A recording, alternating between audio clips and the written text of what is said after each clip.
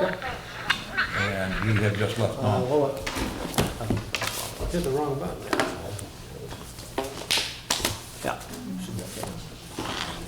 Still non-public, we will not be receiving the minutes. We had some discussion about ambulance fees and the payment of those, and now we're going to do a purchase order to Roland Creve. So I'll start with a motion.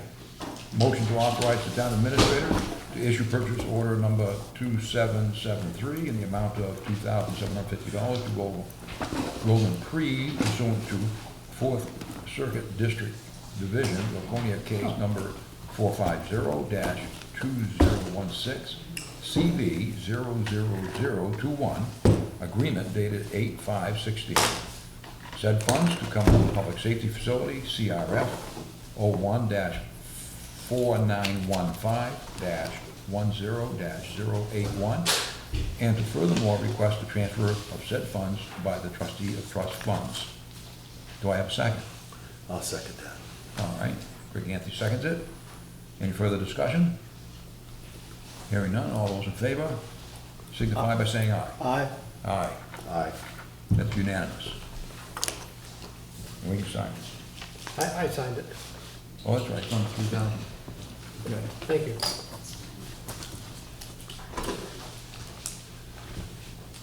All right, that takes care of that. So we can back right up to public input, I would say. Do we have any public input tonight? I did not hear the beginning of what you said. Okay. Motion? Yeah, on That- the motion, we couldn't hear on this side of the room. We can give you the, you want word for word, or we can give it to you, or we So can you can just, give me the document and I can read it myself? You want just generally what it was? Yeah, we don't know what it was. You want to do general or? yeah, give her a general, if you want. or Generally, whichever. it was a motion to approve a payment to Privy for fire station renovations. It was a mediated agreement on amount. It was about $2,700 and some odd dollars.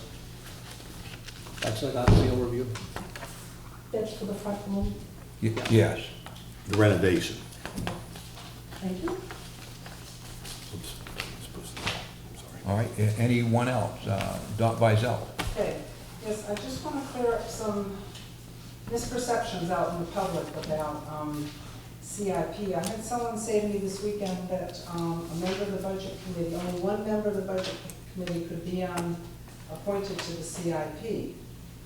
Otherwise, it would be construed as a conflict of interest. So I went and looked up the RSA, which I know you're all familiar with, 674, which is the authority to establish the CIP. And they in no way limit, in fact, they list that there should be a member from the planning board, member or members, planning board, budget committee, and the board of selectmen. They make no reference to at-large members.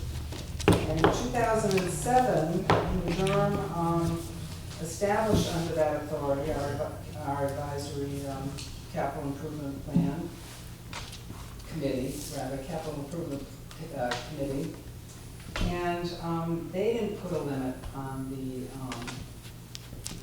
makeup of the CIP committee. And in fact, when I went back and checked the records, and it was started in 2007, we had 2 members from the planning board on that year. 2010, we had 2 members from the planning board. 2012, we had 2 members from the budget committee. 2013, 2 members of the planning board. So I just wanted to clear that up, that we can have multiple members from either the budget or the planning board on the CIP. Okay, I don't know if you're clearing it up with anybody here, but that's been my understanding also. Well, put it on the record. Yeah, on the record, because there is Perception. the public perception. Well, it didn't come from me. Okay. I wasn't the one that made that They rule. seem to feel that it had come down from this area. So I didn't question it when the statement was made to me, but I did go and do the research, and that was what I found. Yeah, I don't. It's news to me. Okay. All right, well, thank you. Anyone else? All right, then we'll move on to agenda review. Anybody have any changes in the agenda they'd like to make? All right, I do have one. I would like to speak to the fire department's wage adjustments. We really never got to that, so I'd like to bring that up as a topic somewhere along the line. It can be, well, it's really old business. But anyway, I'll bring it up. Why don't I put it at the end? Of new business? Yeah. So it's G? Yeah.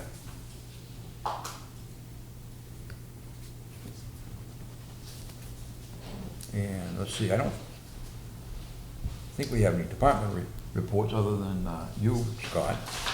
Yep. So if you don't mind, I'd like to move, you get Downing Pond update in there, I'd like to move that up to now. And I know Mike Galinas has been in to see you Yep. and talk to, and what do you think of that Mike kind of start us off on? Yeah, What no, he's- that would what be he's great. got? I'm glad he's here. Okay, just for quick update on what I've done in the last 2 weeks.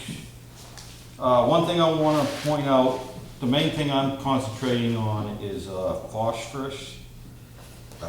It's one of the indicators of what your pond is. And We have a chair right there for you, for speakers, and you can put your papers down if you want, on the end.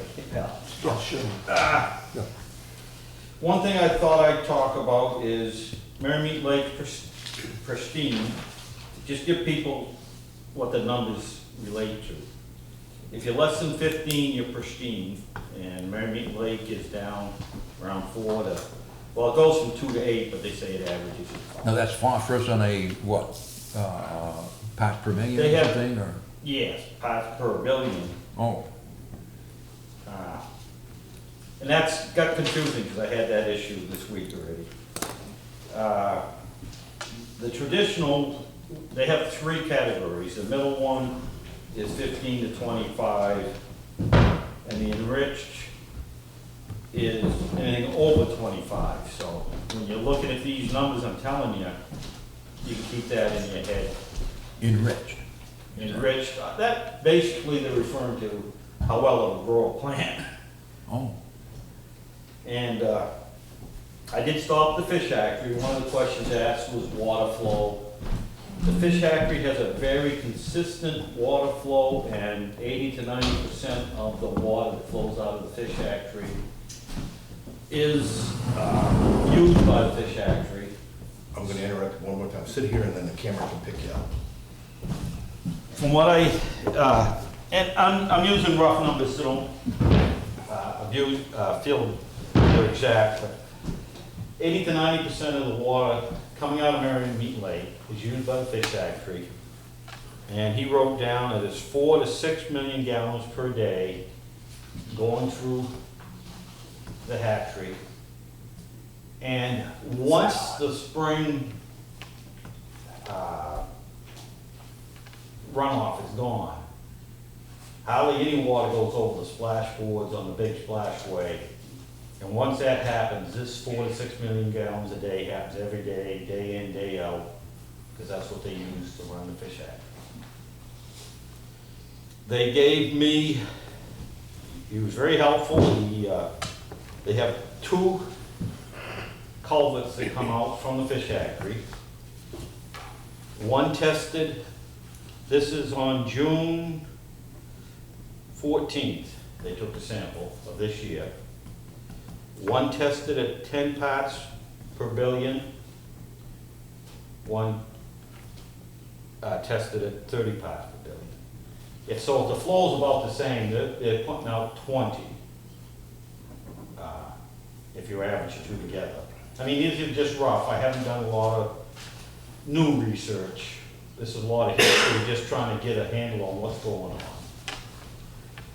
So if Merrimack Lake is 4 to 5, let's say 5, the average is 20, they bumped up 15.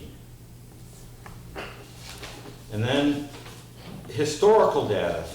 And we have data that was done last year, but we don't have the numbers yet. The guy's gonna give them to me tomorrow, hopefully. The upper pond, back in, I think this was 86, I should have wrote some of this down, was 30 to 112 parts.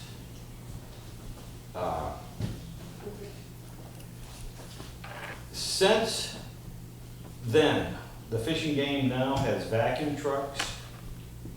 They use low phosphorus fish food. There's been a lot of changes. I'm hoping to see, because we took one in that general area last year. I haven't got the numbers yet. I called the guy and he said he will look them up on the computer tomorrow. Jones's Pond, the next pond down, this was, I think it was a 2006. And as you can see, these are spread all over the place. They don't really mean anything at this point because your numbers can go up and down spring to fall. They say when the spring runoff comes in, all your numbers go up. So it doesn't mean anything until you really, eventually I'm going to test most of the way down at different locations to see. But that was 30 to 40. 34? 30 to 40 parts per billion. Jones's Pond, I think was 2004, was a couple years before that. They did one in the winter. The winter one was 10. And the other one, the highest one, was 40. They took them at slightly different times, different locations. And that 112, this is kind of into little bits of information, was taken at 4 liters instead of 1 liter. So the deeper water may be settling out phosphorus that's holding it higher. I mean, a lot of this is just assumption, and I'm just telling you what I think and what I'm picking up as I go. We did take 3 water tests on Downing's Pond. This year, it was taken the last week of the bloom. The inlet was 40. We took it Manitou Shores, it was 60. The outlet, well, we went down to the boat landing on Route 11, trying to get the outflow, and that was 43.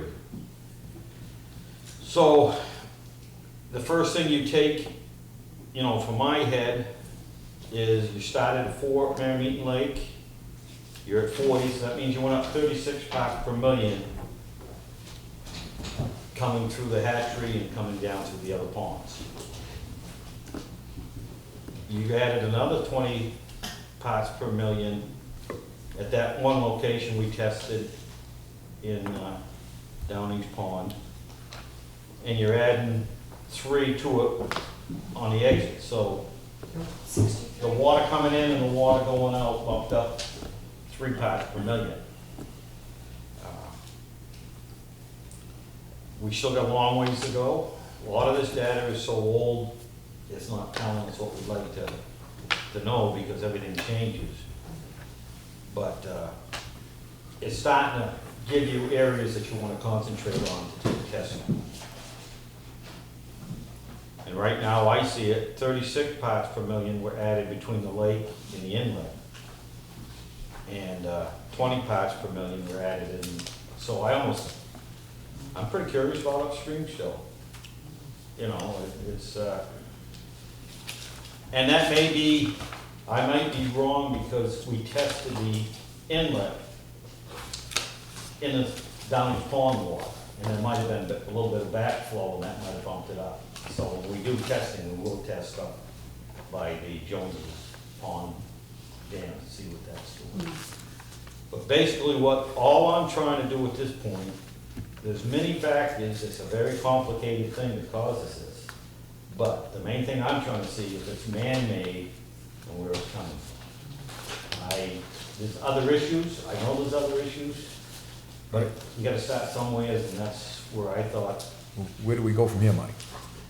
water tests. Okay, I'm waiting for, Bob was gonna give me the Bob, craycraft, okay, because they did 3 of them during, right after the bloom, probably last year.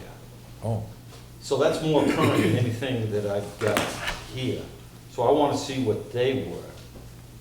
You start getting some historical data, you can start to make more sense of it. I'm trying to keep the number of samples to a minimum, so I want to understand where the problem is and target. Yeah. When I talked to the fish hatchery, I did tell them I was gonna get up as close as I could and take a sample there to try and, it's either gonna eliminate them or we'll be talking again, but a lot of people have said that's a problem, so I says, let's get a test to see what, but they say compared to, and these are in his words, compared to what it was 10 years ago to what it is now, it's so much better, but so much could have, more probable than not, we may get all done this, and we may find that it's settled out, and it's gonna take years for that settled out phosphorus to go through the waterways to be gone. But it used to be, before 10 years ago, it was unmonitored, basically, and nobody really realized it was an issue. Berlin, he did tell me Berlin, the pond below that is a total disaster. Berlin, what, fish Yeah. hatchery? Fish hatchery, yes. Somebody was telling me it was Yacht, Bob knew about it instantly, and it's Yacht Pond or something like that. I don't know that for sure, but, they have to monitor up there. The New Durham one is doing, quarterly water tests. Berlin, I think he said was either doing monthly or weekly, that's how closely they're being monitored. Is there anything that town can do to help? Well. Should we reimburse your testing kits and so forth? It's gonna come up. You did give me that line item. I haven't talked to Pete yet to see, I'm not even sure if it's under his budget at this point, because he didn't really know about it, but, Well, what Mike's talking about is their health officer has $750 in his budget for water testing. I know, at least I believe it, a good part of that is probably for the well down at the ball field, and probably over at the fire station, that sort, there's a well right out here. I think both of those have to be tested, but I'm not sure if there's more that, if there's any more money that can be done. okay, so you're That saying it could may be be used. already taken? It may be, that's right. That's what we have to check. Well, we have to figure this out, because like I said, I'm very honest, I don't mind giving my time, I enjoy doing it. To me, it's a little challenge to find out what's going on, but I'm not gonna put my money into it. No, that's the town responsibility. Scott, can you get with him on reimbursement, or how's that done? Yeah, I talked with Peter a little bit after Mike was in the other day, and I think some funds may still be available from that water testing. It was set up for the playground itself, but the water now at the playground is not being used as potable water. So we're not in that same testing sequence that we have to test it. So, and we've pulled that off of the portability side of things. So if they use water down there for their hot dog machine, then we'll lug it in and then we'll use it that way. But the other side of it is, so there may be some funds available there that could help out. Since Mike was in and met with me last week, I have reached out to the state. I haven't heard back yet, but reached out to the state about a couple things that Mike and I talked about, which was being able to see if there was a recommendation or they could point us in a direction for something along the lines of a field kit that, would actually be able to allow, be a little bit less expensive, similar to what you might use at your, I know this is probably not the same kind of kit, but you use like with your swimming pool or a hot tub, where you could actually do strip tests, so you'd know if something was having a flag there, so we'd know whether or not to take an actual sample, because wasn't it 12 or 15 bucks to, It's 12 to 15, depending on where you go for testing, right? per test. And you're talking a river that comes from Merrimack Lake, well, you might as well say to Route 11. Right. So, and there's a lot of lines in there. I wouldn't be surprised if 4 or 5 miles of river. To narrow it down to what it is, you're not gonna do it with just a couple tests. Right. But what we have is gonna give us some background so we know better where to start testing. I see 2 rounds of testing you're gonna go through. If we find a highlight in between 2, then you go back and check that area. When should we do this testing, or when should this testing get done? Well, What's that time frame? I don't really have a time. I'm waiting for Bill to come back, because we were probably gonna do some, the conservation's eating some, Yeah. commission is eating some of it right now. And we're hoping to do a few more through them, but there's a limit to what they're, you know, because they didn't budget to do A this. couple weeks? Oh, In a well, couple I'm planning, we'll probably do some more tests in the end of this week or this weekend. Oh, okay. By then I'll have some more numbers and, Well, it sounds like you can work with Scott as far as Some funding. funding, because it doesn't sound like a big funding issue.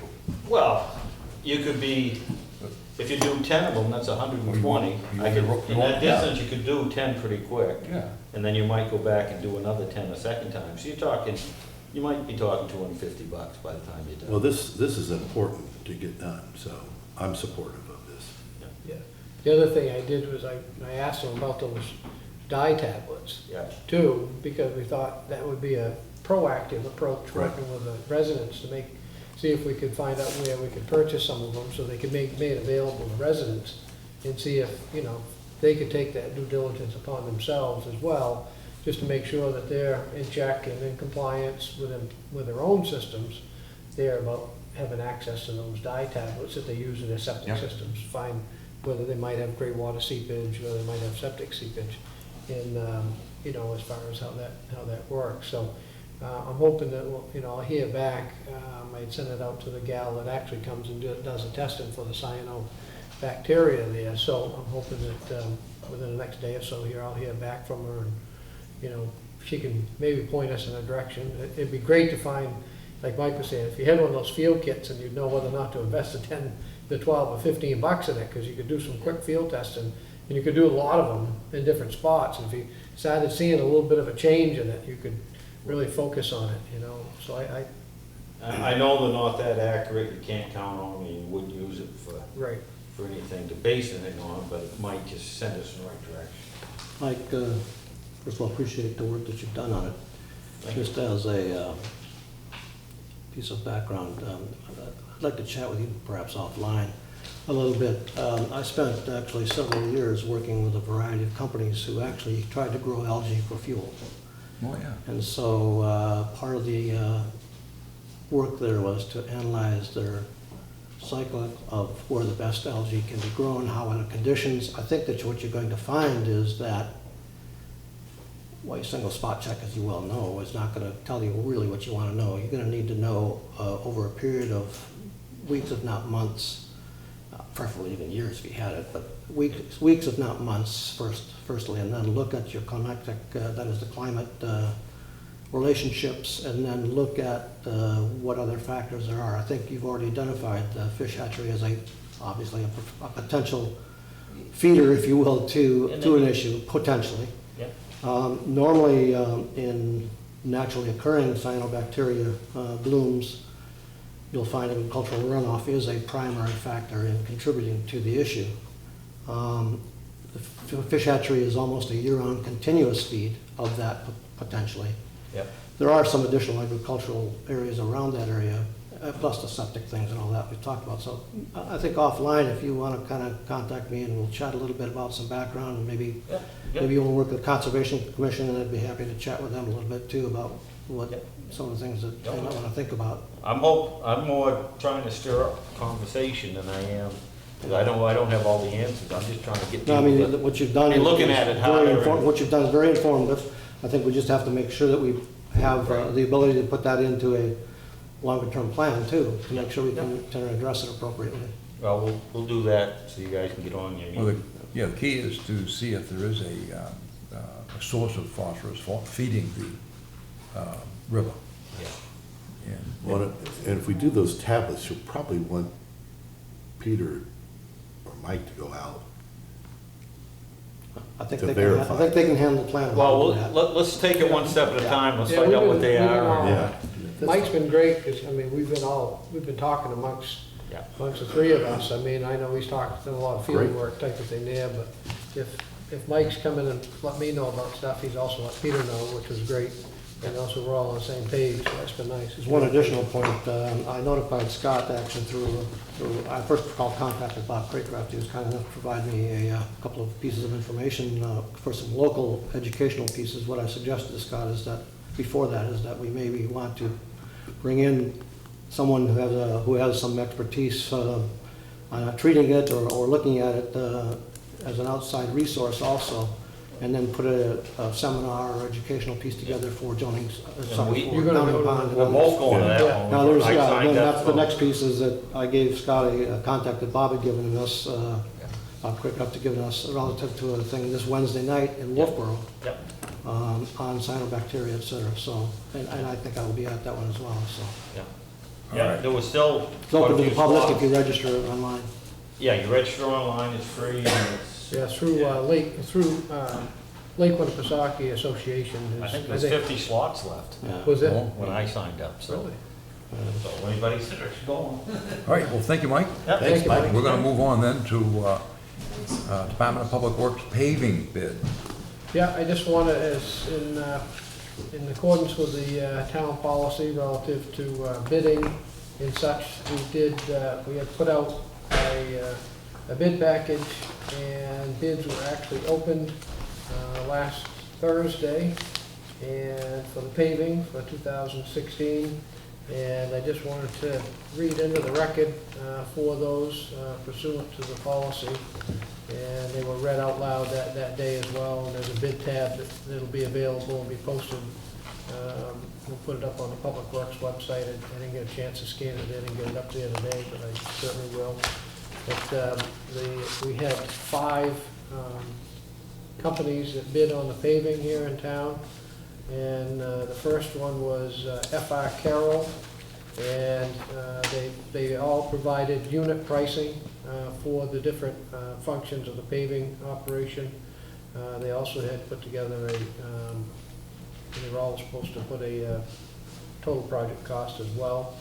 And for F.R. Carroll, machine method paving was $56.40 per ton. Handwork was $100 per ton. Coal planing was $7 per square yard. Hot mix picked up at the plant, if we chose to do that, was $60 per ton. And then shoulder work, where we actually would supply the gravel from our stockpile, and they would actually put the gravel pack shoulders in, and that was at 50 cents per lineal foot.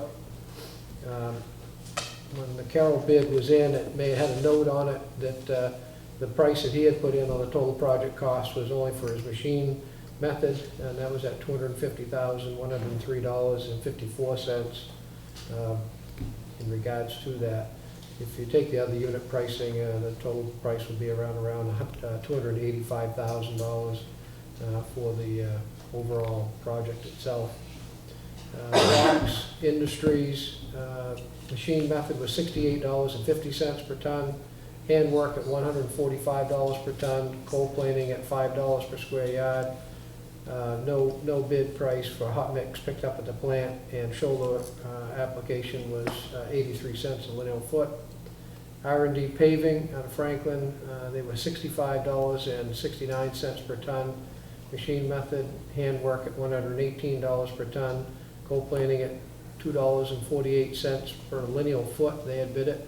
Their joints, no hot mix at the plant, bid, and 42 cents per lineal foot on shoulder work. Pike Industries bid was machine method at $65.45 per ton, handwork at $150 per ton, coal planing at $13 a square yard, no bid for the hot mix at the plant, and 50 cents per lineal foot for shoulder work. Advanced paving, their bid was $58.90 per ton, machine method, handwork at $125 a ton, coal planing at $5 per square yard, no bid for hot mix picked up, and shoulder work is $1.10 per lineal foot for those unit prices there.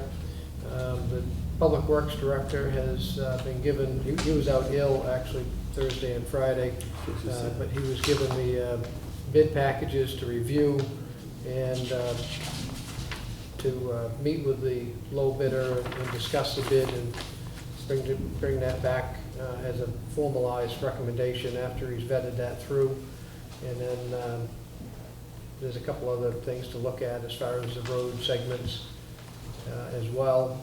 And he hopefully will have a recommendation and be before the board on the 29th after the joint meeting with the budget committee. Has he checked out FR Carroll as far as the quality of work they do? And has Yes, he called other? Right. I'm quite familiar with them. I had them for 6 years in Molten Borough as well.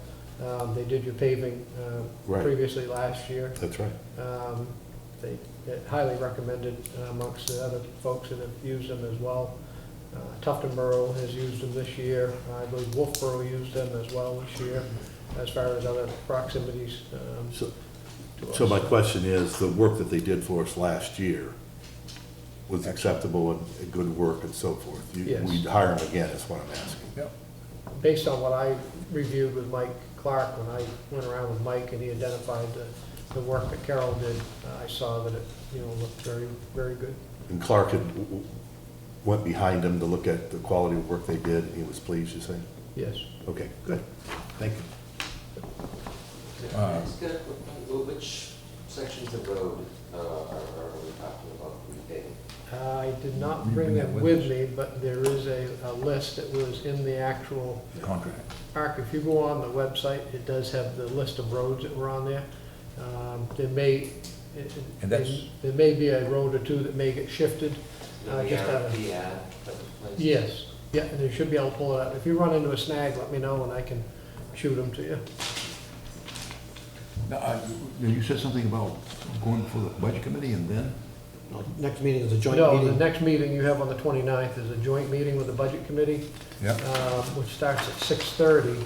And I would look to have a meeting after your discussions with the budget committee, to have a regular general business meeting to go over a couple of these items, These such as this items? bid, Oh.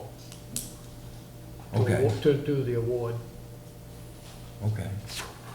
29. 29. We got some of that. All right. I have that in the agenda. Yeah.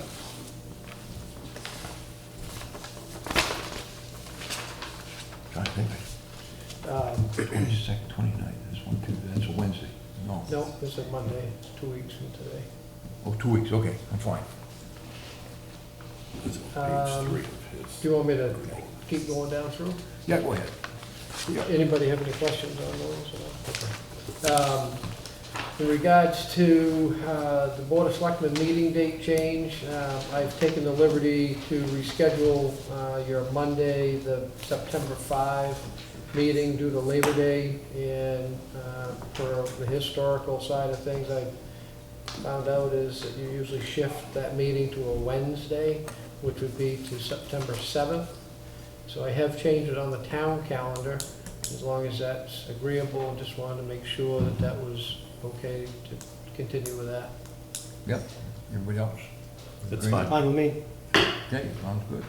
The other schedule to take a look at would be for the meeting scheduled for the 3rd of October, relative to Selectman Swenson has a conflict for that day and had contacted me, so I threw it on here for discussion purposes as far as making a shift with that, looking at the following week Wow, really planning ahead here.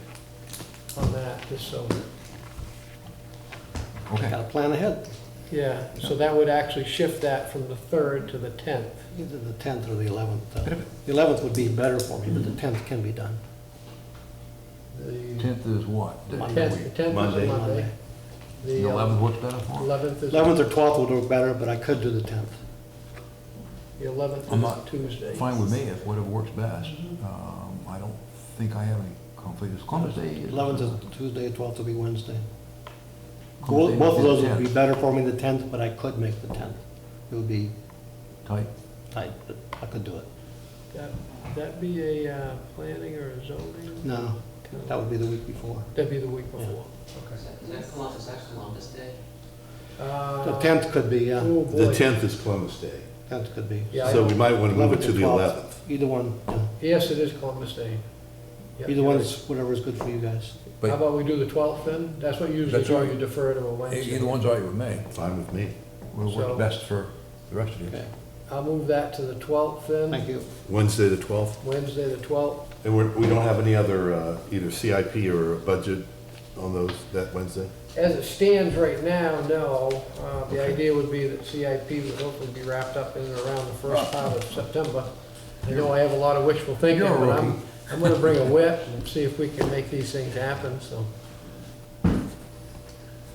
Hopefully, that would be a forecast. Okay, So, all right. good. The other item is I've already alluded to, which is a joint meeting, board meeting with the Board of Selectmen and the Budget Committee. And that will, at the Budget Committee meeting the other night for second quarter review, that was discussed. And we had, we had a couple of board members that were there in attendance. And I said I would bring that to the board and. Should note the so we time can- change on that too, 6:30 is what- 6:30 on the 29th. So we would meet, and the focus of that portion of the meeting, the joint meeting, would be to look at the 2017 budget preparation schedule and preparing the budget, and also a budget philosophy relative to a communication that I can bring back to the department heads as they prepare for their budgets. I've always been of a sound mind, and after being a department head for 27 or so years, it was always a good thing to know what that philosophy was. So if in fact it needed to be a budget reduction, or what things maybe needed to be spelled out a little bit more in detail, if in fact it was a need situation or a service level, that the department heads knew that, so they could be prepared for putting together their budgets. So, and then if at all possible, it'd be great to be able to take care of some business items after that joint meeting, such as doing the paving award. One item that was forgotten from this agenda was the hazardous mitigation plan that was worked on throughout the year here. Needs to have acceptance at a public meeting and adopted. And I've sent that out electronically to the board, and there is a hard copy upstairs in the selectman's office. If somebody wants to take it home and take a look at it, or I can get another copy. It's several pages long. Yeah, well, has everybody got it read yet? Because I haven't. I've read part of it. Parts, yeah. I found. I mean, it's an update from the existing plan, so I don't know that there are major changes, but Yeah, the demographics are interesting in it, if you've got that far yet, in it. and I'm not sure if those have been updated or not. Well, I thought they were. Yeah, I don't I know. think they are updated, but I wish I didn't see sources. Didn't see. Sources. Yeah, that's what I'm saying. So I'm not sure if I'll be they were or not. interested in your thoughts Yeah. on that, given master planning and such. Okay, all right, we're good on that then. So it's okay to schedule, put together another. I doubt, I don't know if we'll be ready for that hazardous mitigation one, but you can always ask. Okay. Is there a timeline on it? Well, I can't remember. she did email me the other day, and I told her that I thought we were gonna have it. Of course, it went out of my head as fast as the email came into my office about wanting to know what the status was, and if in fact the board had taken action on it. Maybe, Because it sorry. does need to be done. I was going to say maybe schedule it for the October meeting, first meeting in October, 12th. Okay. It gives them a full month and a half to look at it. Unless you want to do it in September. I'm not in a hurry because it's not real fast reading. Again, I think there were 2 or 3 different authors. In fact, I think you were, at least according to the listing, you were a part of the authorship, or part of the committee that looked at it anyway. I was only there for one last Okay. meeting. Yeah, I don't know how those names came to be in terms of who was on that, but you might ask whoever the author is to identify where the changes are, and that might make it a whole lot simpler to review. Okay? Yeah, I can ask her to put together the track change Yeah. side of things on that. It is an update from two different prior updates over a period of Yeah, about 5 years, 10 or 12, right. yeah, I was gonna say 10 years, but, That's what they shoot for. yeah. Okay.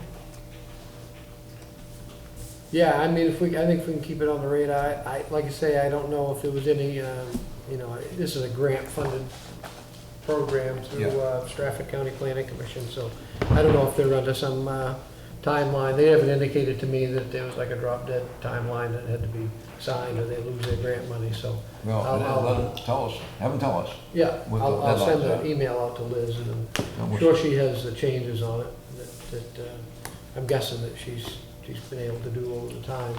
I know that as, you know, I was in on a few of those sections, Greg was as well, that as she did different rewrites on certain sections, got input, that she submitted those, and the committee got to see those, so I assume that she's able to pull those out as well on a final document, hopefully. Yeah, hopefully. So, All right. All right, Scott, you all set on that? Yep. All right, our next plan was to do something on hiring part-time police officers, but we forgot to do the Has to be oral postponed. board thing. So when I remembered it, I brought it up to Scott. I think he let you fellows know about that. Right. And so we still want to go through with the hiring policy, I assume. The plan was to try to do that today, but schedules didn't permit that, so. Right. So, okay, another day. What's the date today? Maybe, So we'll have to have Scott put together something for us. when we Yeah, pull up. the chief's gonna get back with me as soon as he gets some things nailed down as far as availability on at least one of the officers. Yeah. The other officer is, may have some Is out. postponement. might be postponed because of Yeah, we'll find out. injury, yeah. So, Okay, Fire department purchase order. Tires. yeah, I have a purchase, we got a staff report there. There's a purchase order for the replacement of tires on the ladder truck. These were purchased, the fire department had purchased them. They're about, by the looks of things, 15 years old, and original tires, and they were purchased through state bid, through the Stratum Tire. Yep. So, I will make a motion to authorize make sure I get the right one here. No, I don't have it right there. I got it right. Right on that front page here, it's all done for me, I believe, right here. Make a motion to authorize purchase order 2272 to Stratum Tire Incorporated of Brentwood, New Hampshire, in the amount of $3,654.50 for the purchase of 10 tires for the 2001 ladder truck. Said expenditure to come from the Fire Department Vehicle Repair Account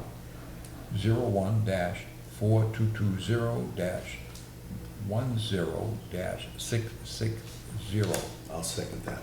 Correction, Yeah, under discussion, it's actually 6, not 10. I 6-0. 6 tires, Oh, not 10. not 10. real good buy at 10. Yeah, I It was would gonna have been a say, great- it would have been a great buy at 10. that's why I seconded it quickly. Apologize for that. All right, so that's changed. The motion, you change the motion to 6 tires, Yeah. With the amendment, and the second changes the second to that, I'm assuming? I'll second the change of the amendment of 6. I knew oil had dropped, I didn't know tires had. So we got first and a second. Any further discussion?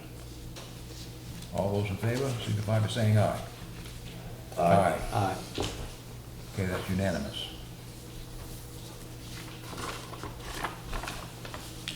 It's purchase order.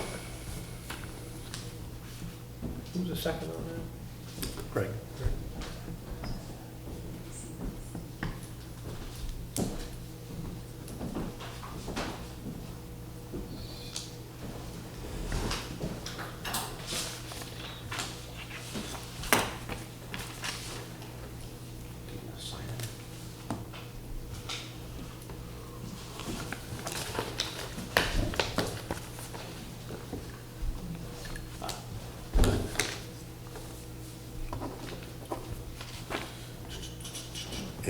let's see.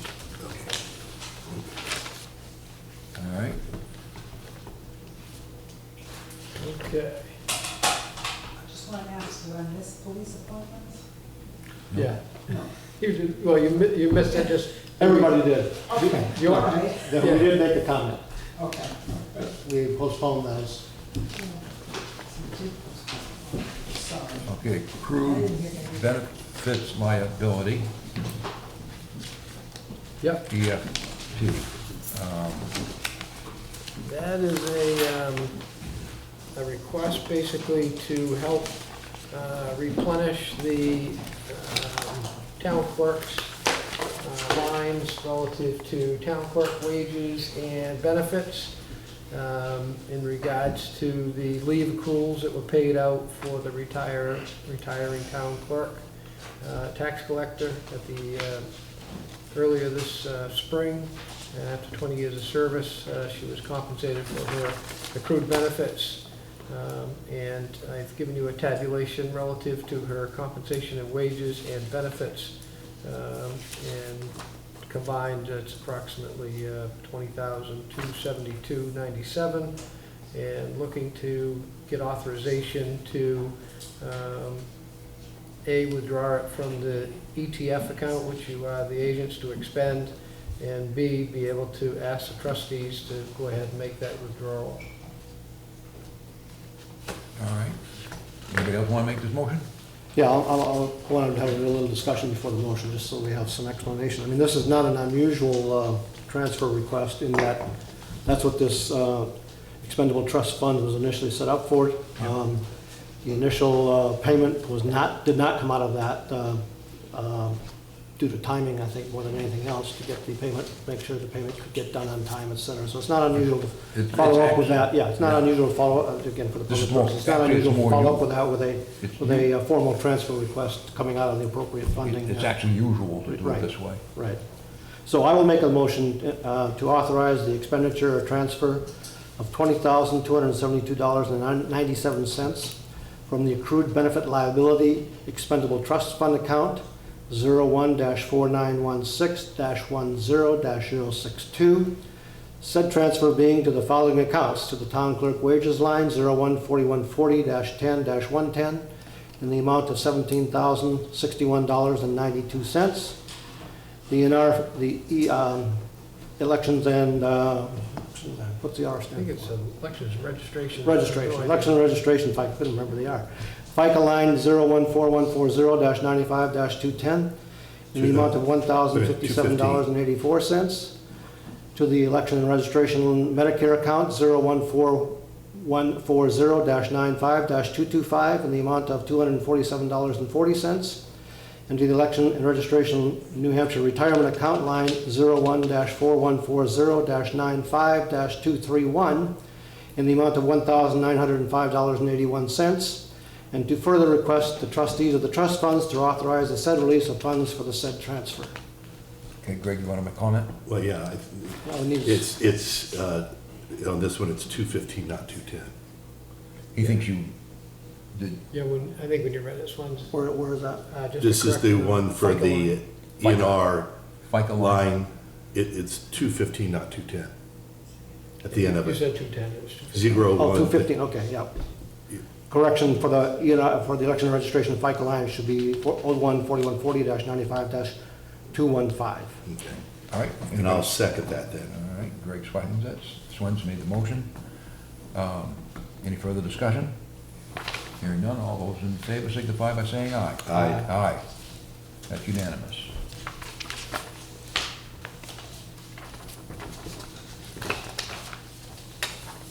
Now, we've got an invitation to have fun. Yes, you do. I got an email from the administrative assistant, town of Middleton, in regards to the Perambulation. Perambulation. It's easy for you to say. We're gonna perambulate the town line at the Middleton, New Durham town line. They would like to do it during the month of Fly season. October, when it's a little chillier and a little cooler out. And I said I would discuss that with, they wanted us to talk about that, see if you were agreeable. I have emailed them back and asked her to reach out to them to see if they have their documented location of monuments on their side, you know, that they have knowledge of, if their board that's Yeah. current has that information. I haven't heard back from her as of yet, so, Is this not in follow-up to their action of a month or so ago, where one of their selectmen came and said that they have, maybe to the planning board, by the way, and said that they had an adjustment in a lot line, which I think more of that lot comes into New Durham, and they would adjust their town line. Is that what this one is about? not that I'm aware of, but I believe you, the last line that you did, according to the chairman, was the Wolfboro one, is that right? Us, anyway, yeah. New Yeah, but Durham. this one was, This is came middle. up, yeah, but this one came up, I want to say maybe 2 months ago. Right, I remember them having a Yeah. informal with I'm the, wondering if this is not the follow-up to that. don't know. Okay. You I might know- ask. I know you do have to, every so often, do that pre-lamination. Parameterization, yeah. those- We have to walk through it, is what it is, right? Yeah. Yeah. Yeah, go on a safari. you For know, people that don't know what that highest- word means, it's The- walk through. I think the way it worked out last time was very good. We contracted with White Mountain Survey, I think it was, an Ossipee. And we split the cost with Wolfboro, and they took, and gave us back a lot of documents. So the next time it gets done, it'll be pretty easy, I think. And so if, unless somebody does know where the stones are, usually it's stones, we may want to seriously consider hiring someone as a delegate. You might want, Designate. I think that's appropriate. You might want to ask them if they're willing to. It wasn't too expensive. Yeah, It was $3,000, I think, yeah. Total cost, yeah. Terry was on the board at the time. Total cost. Total cost, yeah. Split that. yeah, and I did express that when I said that previously you had done that and had worked with Wolfboro on that. Yeah, it Last worked. time had a survey firm help you. It worked out pretty good. You can end up with swamps and ticks. That one was also done because there was a question about where the property line went for an owner who wanted more of his house in New Durham. No, he wanted more of the house in Wolfboro than in New Durham. And that kind of solved the problem, and they did mark all of the markers when White Mountain did it, so that we actually had good marking. Yeah, took photographs of it, and we get GPS positioning. Yeah, on it. So it's not a survey, but it's no, but it's a way that you find your way back next time pretty yeah. good. Because really, I mean, I guess they talk about walking the line, but it's really about going out and locating all those monuments again, if I remember right. Yeah. Listening to the Marlboro selectmen as they were up in the Osby Mountains, that was quite a challenge up there. Oh, man. Yeah. Okay, doke. It's Well, awesome. we'll wait to hear from them, but they were looking to Yeah, just do respond something to the out October there. timeframe, as long as it's after, the 12th, or okay, we're okay. Yeah. Okay. I don't know Sounds what the good. rest of them. Yeah, right after leaves go off, something like that. In the meantime, Scott, if you wanted to, I don't, it may be appropriate to ask White Mountain or Yeah. somebody to give an estimate on the cost. Sure. Yeah, I mean, I know Mr. Rhines there, who's the principal there, and I'll reach out to him and see if they can put together an estimate. Yeah, he's one the day before. Yeah, Jim. If you don't mind, I'd like to take a question, if the board doesn't mind. Go ahead. Yes, sir. Well, I just heartily recommend a man named Brian Berlin from Landtech. Oh, let me get that name. Who is it again, please? Brian Berlin. Wait a He's the principal of a company called Landtech. Berlin, B-E-R-L-D. B-E-R-L-I-N-D, yeah. Okay. Brian, B-R-Y-A-N. And he's just an awesome guy. He's done 2 septic designs for me in the past. And he's just great. Can't say enough about him. Berlin with a D on the end. Is he located around here? Yeah, he's right on, you've probably seen his building. It's right on 28, right before you get to Hannaford's and Coleman Concrete on the right-hand side there. It's got like Yeah, right a up road Osprey. tractor and an orange triangle. Right down the street from my folks here in Oh, Osprey. yeah. He's been there for a long time. Okay. Thank you. Yeah, Thank great you. people, yeah. Highly competent surveyor. He's a surveyor? Yeah, he's an ace. He's really good. All right. Thank you. Anything else on that, Scott, you think? Anybody else, any questions?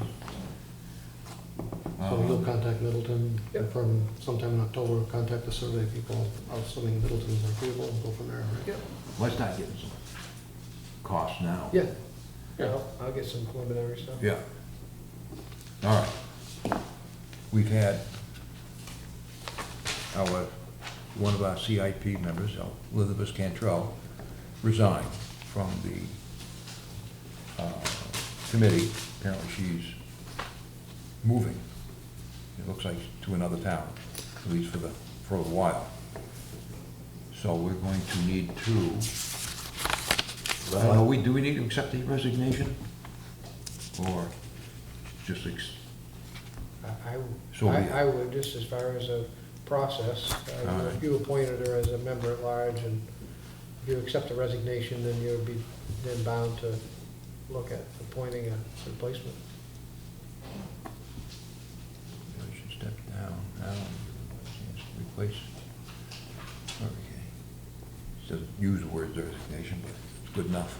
I'll make a motion to accept the resignation of Elizabeth Cantrell from the Capital Improvement Program Committee. Do I have a second? Second. Greg, Anthony seconds that. Bickford made the motion. Any discussion? All those in favor, signify by saying aye. Aye. Aye. Aye. All right. Well, then I'd like to make a motion here. Well, we have, well, before that, we have a few people. We have a list of Tony Bonanno, Teresa Jarvis, Kristen Bernier, and Jeffrey Craftwell. Well, I'd like to make a motion to Before you do nominate. that, all of these have re-upped their interest. No, unfortunately, we. I don't have credibles we- either, right? We made You a, missed, Is that posted? I only in the have back? three. Oh, maybe that's it, Yeah. okay. as I recall, we did a policy that left their names in place until they say otherwise for a period, I believe, of 4 years. And if you recall, I thought that was too long at the time, but that's what happened. So these people are all current as far as I know, that I just named. All right? Okay. Well, I'm gonna make a motion to nominate and appoint Tony Bonanno to the Capital Improvement Plan Committee, CIP, and to waive the 2-week vetting process due to time constraints. Okay, do I have a second? Okay, there are several concerns that I would have on that. You want First of all, to wait for a second? you said, No, second. I thought you said No, second. I asked for a second. Oh, sorry, I heard you say second, but you were asking for a second, sorry. Yeah. I thought you In said, other words, do you want to second it, or? No. If not, I will then. All right, I'll second it. Now I'll raise my concerns. Tony is a member of the Budget Committee, but he has been absent the last 4 budget committees in a row. Therefore, I have a lot of concern whether there is any commitment to actually attend the CIPs appropriately, given that. And those specifically, the meetings were January 20th, February 24th, May 4th, and he was not at the last one, August 10th. So he has not been in attendance to the Budget Committee for any of the years ones for this year. A little problematic for me. In addition, he has a history, in my opinion, of, and I can provide specific facts if anyone would like to, of not being able to fully look at all of the data and arrive at logical conclusions from all the data. There is some cherry picking that occasionally goes on. So I have a lot of concern that he would fairly represent the taxpayer in the Durham on this committee. All right. And I say, if you're interested in some detail of where I have that conclusion, I'd be happy to provide that. I'm always interested, if Okay. you wish. All right. But you have something else? Well, I was going to provide some specific data, but if you, I mean, that's fine. Oh, you No, that's have general. it with you? Yeah. I Well, I no. saw the 3 or 4 that, or I knew the 3 or 4 that were good at doing. I didn't really look for a lot of the background was Jeff, because I wasn't sure if he still had an interest, given it was quite a while ago that he put it in, but. Yeah, I know. I thought of chasing him down and asking him, but I didn't. I mean, there is a major concern, as I said, that missing 4 straight budget committees in a row for me is a major issue. Okay. Well, I'm willing to go forward with him. I've worked with him before. We seem to be philosophically in the same plane. So I would call for a vote then. All those in favor? Aye. Aye. Those opposed? Opposed? All right. Nothing changes, does it, ever? We have a person who All right, was Alan, you're, nominated, we have a person who was vetted, we have a person who was... And that person is ready to serve on Wednesday evening when we have a meeting, but no, you choose your friends. I hope that is... That is out of- I hope you that is hear com- it above... That is- of I hope it's heard that again, only if you are Mr. Bedford's friend, may you be committed. you are out of order, Mrs. Phillips, you are out of order. Mr. Bickford. Way out of order. You need to listen and read about it, your choice.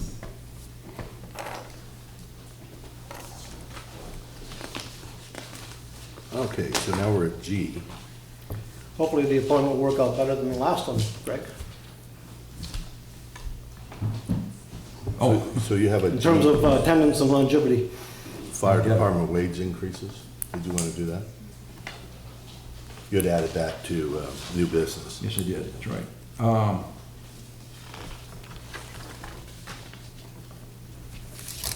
I had thought we might consider adding 25 cents to the hourly pay of the fire personnel. I call them personnel, that would be EMTs, all those people. You have- Yeah.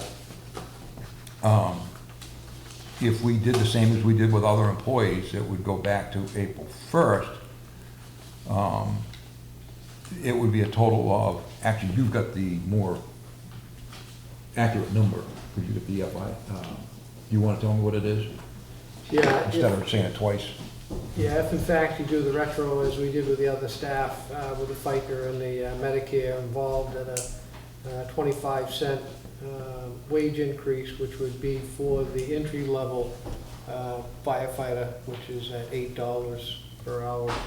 We'd change it to $8.25, so reflectively, that changes the whole scheme of things, but with that, with the FICA and Medicare, it changes it to $1,271.81. The total would be for all the individuals that we're talking about here? Correct. And what is that figure again, please? $1,271.81. And that, I'm sorry, did you say that included FICA and all that? FICA and Medicare. Now, this is based upon, this increase is based upon a couple different factors here. One factor is what's been the previous hours, which have been worked from April 1 to today's date. And then secondarily, a projection of hours to be worked. Once again, that's a variable there, because we don't know, A, what level people will respond to what calls, but, you know, the chief and his staff put together what they felt was a representation of an estimate for that, and that's what came out to what you have there. I just applied the 6.2% for the FICA and 1.45% for the Medicare to get you to the $12.71.81 for that.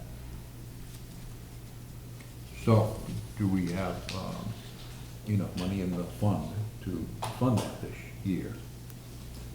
Which would be the personnel administrative line. Yeah, there was approximately $3,500. It was, I believe it was right around $3,500. We had budget, we had allocated through the process about $2,600 and change. So even if we say $2,700, I'm sorry, yeah, if we said $2,700, then it would be about $3,000.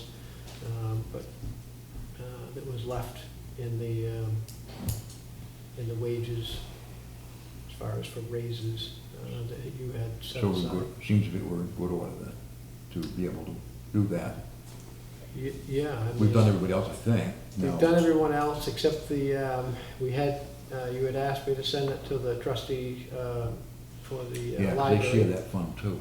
And I did receive word back in the administrator's report today from Kathy Allen that the trustees will be meeting in September, and they'll review that at that time and see if they have any recommendations to bring forth in regards to their staff. But, you know, you're So it only could be talking, for the same money. there's only, I think, we've already, I believe that the librarian is already under a contract situation.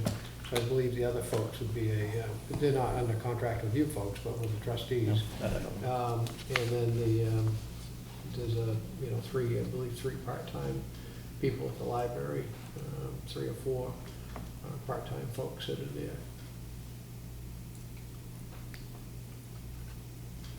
Okay. So we should be good. Should be. And let's see. So do we need to formulate a motion here on this, or do we wait till next meeting, or what? Is your number good for a motion, you think? or- I mean, I think there's still a couple other tangible things here. I mean, I say tangible only because of the library situation that they haven't met yet. I mean, I would think there'd be enough money in there, but I don't know that number. And once again, that comes from a recommendation from the trustees to you. So first, I've been involved. It's usually the trustees usually build that budget for the library, and it's set, and For the year. that's generally Yeah. what it is in that situation there, and then brought forward through the budget process. And generally, they take care of their own wages and benefits, but I Right. know that Right. you did offer it to them as to taking a look at what we had for the study. So you're looking for a little more time to pull this together if we're, I mean, I think if we want to be safe Let me and you want me to say, Scott, we're going to be okay here, not go over, that would be the way to really go. all right. So let me ask my consensus though, if the board wants us to go forward in this direction, all right? Well, I think we should go forward, and I'll tell you why. My understanding, when the library voted, they do it for the year, and they figured out what their wages are gonna be, and the increases and so forth. So that's set. So if they did want to increase those, that it would fall in the next year's budgeting annual timing. Not how it's worked in the past, but. Pardon me? That's not how it's worked in the past, but you're entitled to your opinion. I don't remember. It's changed one year to the next, you're right. What's your thoughts? There's no recommendation from the fire chief on this. There's no information, there's not insufficient information relative to the input from TA, as he's commented on, that we don't have enough to look at the whole picture. I don't see any reason to move on this right now. Okay. I'm sorry, did Peter look at this? Yes. And did he thought it was okay? Yes, he did. I spoke to him today. He happened to come in by chance while I was with the town administrator, and I think I presented it to him. This is I Yeah. put together. But- Well, no, actually, Mike put that together. I just made the proposals. Okay. I said, I want to see a couple of different, Mike and what it who? would do to the budget. Mike who? Varney. Oh, And asked him to forward it back to me, and then I gave it to Scott here. So the fire chief has looked at this? Yeah, he looked at it this afternoon. And he okayed it? Yes, he Me did. and Mike, yeah. He did. Well, then I don't have a problem with that. I think we can move along on it. But if so has the If finance people Scott looked at this? wants- Has the finance people looked at this to confirm? No, they haven't had a chance to go through it. So That's we- why I So said- again, we would act without true financial information. Yeah, this is based on. Doesn't make a lot of sense They to me. use their firehouse program to generate these numbers, so I haven't been able to validate them. And once again, it's, as long as there's not a lot of fires and not a lot of accidents, and, it's one of those, unfortunately, you're dealing, it's a variable here. Right. type of thing there. And I mean, I'm not saying that they're not due any wage compensation, some additional compensation. I'm just saying that, that's just one of those, Well- it's a variable. Then I misunderstood. I thought you had looked at this and sent it to our finance people to look at. No, the finance people were busy today, so I wasn't able to go ask them to now do a. No, that's I can- fine. But I can do that. That's fine, we gotta cross, all our Ts and dot our Is, so then I don't mind holding off until they have a look at it. If the fire chief's looked at it and he's okayed it, and then, we've looked at it, but the finance haven't yet, then we need to have finance look at it. And just verify that these numbers are correct, and this direction is correct. Yeah, my point is, do we want to go through that procedure? If we're against giving them a raise, then there's no sense in taking their time. So that's why I'm asking, is there a consensus to go forward and see if that 25 cents through finance? No, I don't think they've had a raise in I don't know how long. I think They they, had, Had a raise 3 months ago. well, not this. this is the base. This is the base. This is the, They had a raise 3 months ago without any financial review, so I'd like to have a full, more thorough financial review to know where we are budget-wise and projection-wise and all of that. well, this is for the line firefighters who deserve the Well, raise. the base So- hasn't changed for, I'm gonna guess 2007 or 8. We gave them a It's been- 2% raise, and then that got lost somewhere. Yeah. So they're really back, they've backpedaled on the Yeah. base pay. I haven't heard any concerns from a market point of view. I've never heard no concerns from being able to recruit on-call people. Well, I don't know. The market didn't look at this, so, Right. Yeah. but, okay, so if you don't mind, just run it by finance and have Peter look at it a second time, and we'll go from there. Did I get? Yeah. But I am for raising the, So- It would not, firefighters it would level. not include the chief. No, we've already done the chief, we've done the officers. This is for the, Well, they might get hit with it. well, yeah, if they do certain So I'm saying, I mean, certifications. how can you vote for it if you don't even know what it applies to? But, well, I'm assuming they've looked into this. He's agreed not to vote for it. Yeah, Wow. Okay. Yeah, I mean, my recommendation would be that it needs to have a little bit more vetting. looking at it. Okay. Matter of fact, I just got the policy, which was, I believe, a 2008 document that I just handed out to you. The fire chief was able to get that for me, that basically laid out how the compensation goes. And basically, the way I understand it is as you come in as a probationary firefighter with no experience, is you start off at $8 an hour, and by doing this would change it to the base to $8.25, for an example. And then the other specialty items in which you get training, like firefighter 1, EMT, things of that nature, then you get another stipend not a stipend, but another Certification. certification pay increment. So if you get $1 extra for being an EMT, then you'd go from $8.25 to $9.25 an hour. So there's no doubt that the numbers, I think, is probably low in regards to that. The current roster is really about 18, which is not terrible by any means. And those appear to be active 18 people. Yeah. Just so you know, I was able to find that out by looking at at least as far as pay goes. We've been paying on a regular basis this year, for the past year, generally about 18 people that were, Yeah. actively coming to Okay, the call. so we'll send this back to Peter, then we'll finance take a look at it, do a double check on it, and then bring it up next Board of Selectmen meeting. All right, that's why I just wanted to find out if you're interested in doing something. Sure. with the fire department. They deserve it, they haven't had a raise in 10 years. And They the got a other thing, raise 3 months ago. Come on. No, you're talking apples and oranges. No, I'm Well, talking the- fire department. some did, some did. Majority did, in terms of, Well, I don't think we did 18 raises, Yeah. wage adjustments. The We did do officers some, and the police, and and they the don't- fire chief got raises. But we want. The others didn't. I think we should take the lack of thoroughness in terms of how this was done is, quite frankly, appalling to try to bring it forward without some more thorough financial Well, analysis. we've For me, already said we're is- gonna do that. And you were ready, well, you were ready to move on it without that information. It would never have been pointed out if I wouldn't have pointed that out. Well, that's fine, and I appreciate that very much. And so we're gonna have Scott look into it, get finance and so forth. Okay?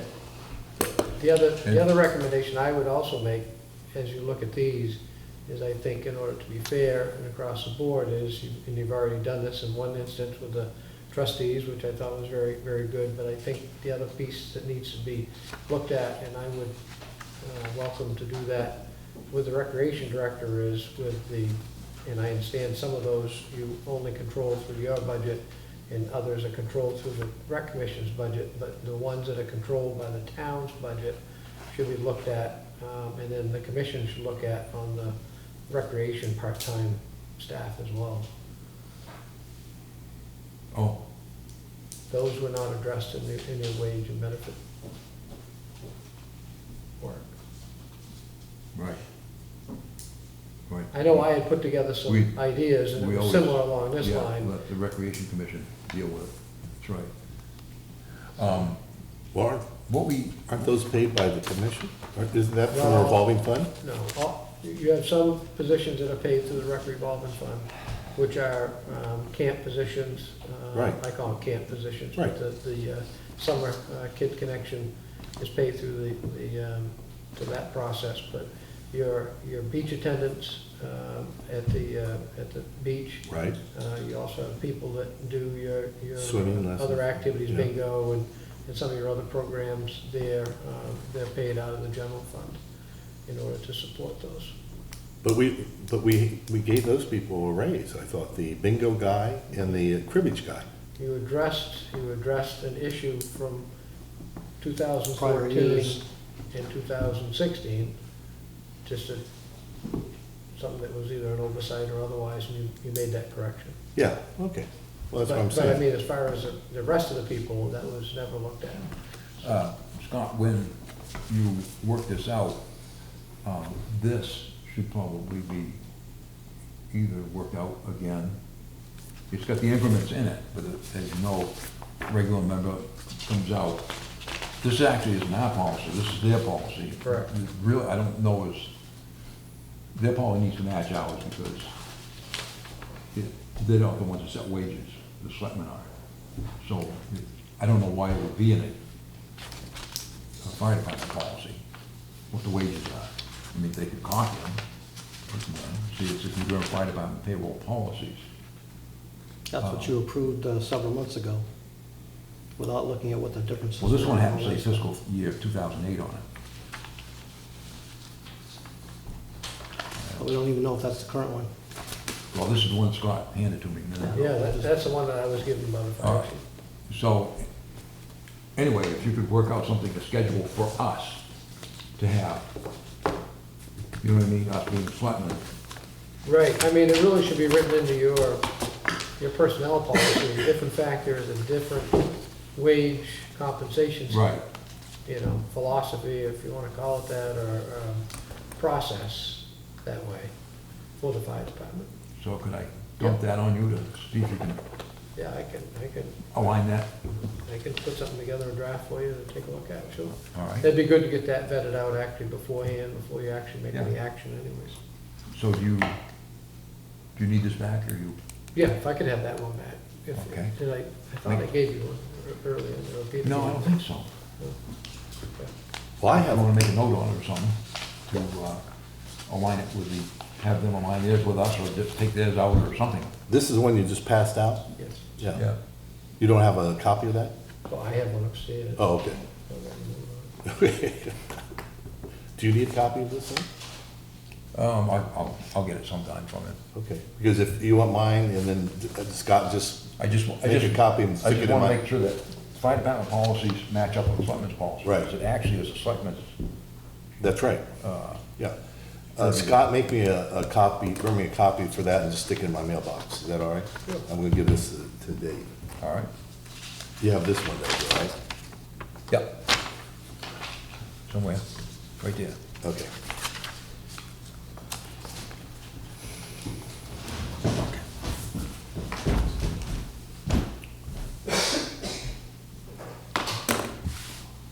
think sounds like we're all set on that, Yeah, till the next time.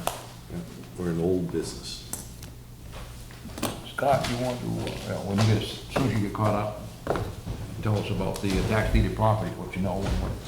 Yep, I'll just give you just a quick update relative to a couple things in there, and then John Stetson is here from Copper Crown, and John will give you a quick, I know you have a copy of his document that he put together for his ideas relative to the Copper Crown development area up there. I didn't happen to bring it with me tonight, 'cause I Type had of it thing there, but I'm I do- sorry. last meeting. Yeah, that way, but just as an update, because I had an additional inquiry from a resident up there, and I believe John probably was the fellow that tipped him off to give us a call, was that there was a gentleman in Copper Crown who has a lot, who was interested in a tax deed lot, which is next door to him. Oh, and a butter? I'm sorry? And a butter? On a Oh, butter. good. So I did make a copy of that tax card, which was within the Is that packet. this last one you gave us? Correct. Okay. Yeah, and that is a Copper Crown lot in there, and he's interested in the one beside him. This is the one with the creek going through it? Or some sort of? Right away. Right Yeah, away? it actually has a right-of-way, actually, I think, that goes up through it. And this is 68, Yeah, number 68, lot number 68. 209-068? Yeah, 068. Okay. I believe that goes over to that big. And parcel. one of the butters either on 67 or 69, what's this? I don't know which side it is. I want to say it is the smaller lot. I 69? think number 69, I believe, Okay. is a gentleman who's interested in the adjacent property. So I threw that in there for your consideration as to whether or not you'd like to add that to the list Okay. of potential properties for sale. And with that, I would also ask you to maybe have some further discussion to decide which direction, or I guess maybe, let me back up here just a little bit, in that I know that you had copies of all the tax cards and the maps, so that you could, if you wanted to do some field reconnaissance as far as looking at where they were located, et cetera, and whether or not you still felt that they were worthy to be put on the list for consideration for tax sale. And if in fact you can settle on the list as to what the process will be relative to those properties, whether or not you wish to go with a auction or whether you wish to go with a bid, and maybe so we can talk about starting to finalize something that we would put together, or if you need me to go out and find extra information. The only two processes that I am somewhat familiar with is, or really familiar is the actual sealed bid application for properties. I've done that before in Bolton Borough, but when I was there doing the interim part, I'm not that familiar with the auction process and/or the real estate process. I'm not familiar with, but certainly can gather up information, just as long as I know which direction you wish to go in. But if you want to have John talk with you a little bit about his thoughts on the Copper Crown thing, if you can afford him 15 minutes or so, John. They have, I don't they- think we'll take even that. sure, they have your, they do have your document. Come on up here and, John, come on up. Yeah. Do you know everybody? This is, No, I don't. Selectman Dave Swenson. Nice to meet you, David Mr. Swenson. Swenson. David Bickford. David, we spoke on the phone. Gregory Nice to Hanson. meet you. Nice to meet you, very I'm good. gonna pull a chair up here All right, and put you right here so you're on camera. all right, uh-oh, Uh-oh. just came from work. Well, you look great. Morning people will be on camera better over there. Well, Brian, where does he work best? There or over there? Over there actually, because that way I can get a side profile. Okay. Uh-oh, There you go. busting a move.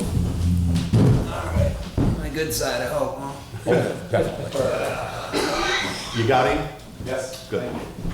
Okay, so basically I have this idea that this Copper Crown place, if it were to become fully developed, would become a nightmare on a hillside. It'd be Lynn, New Durham, basically.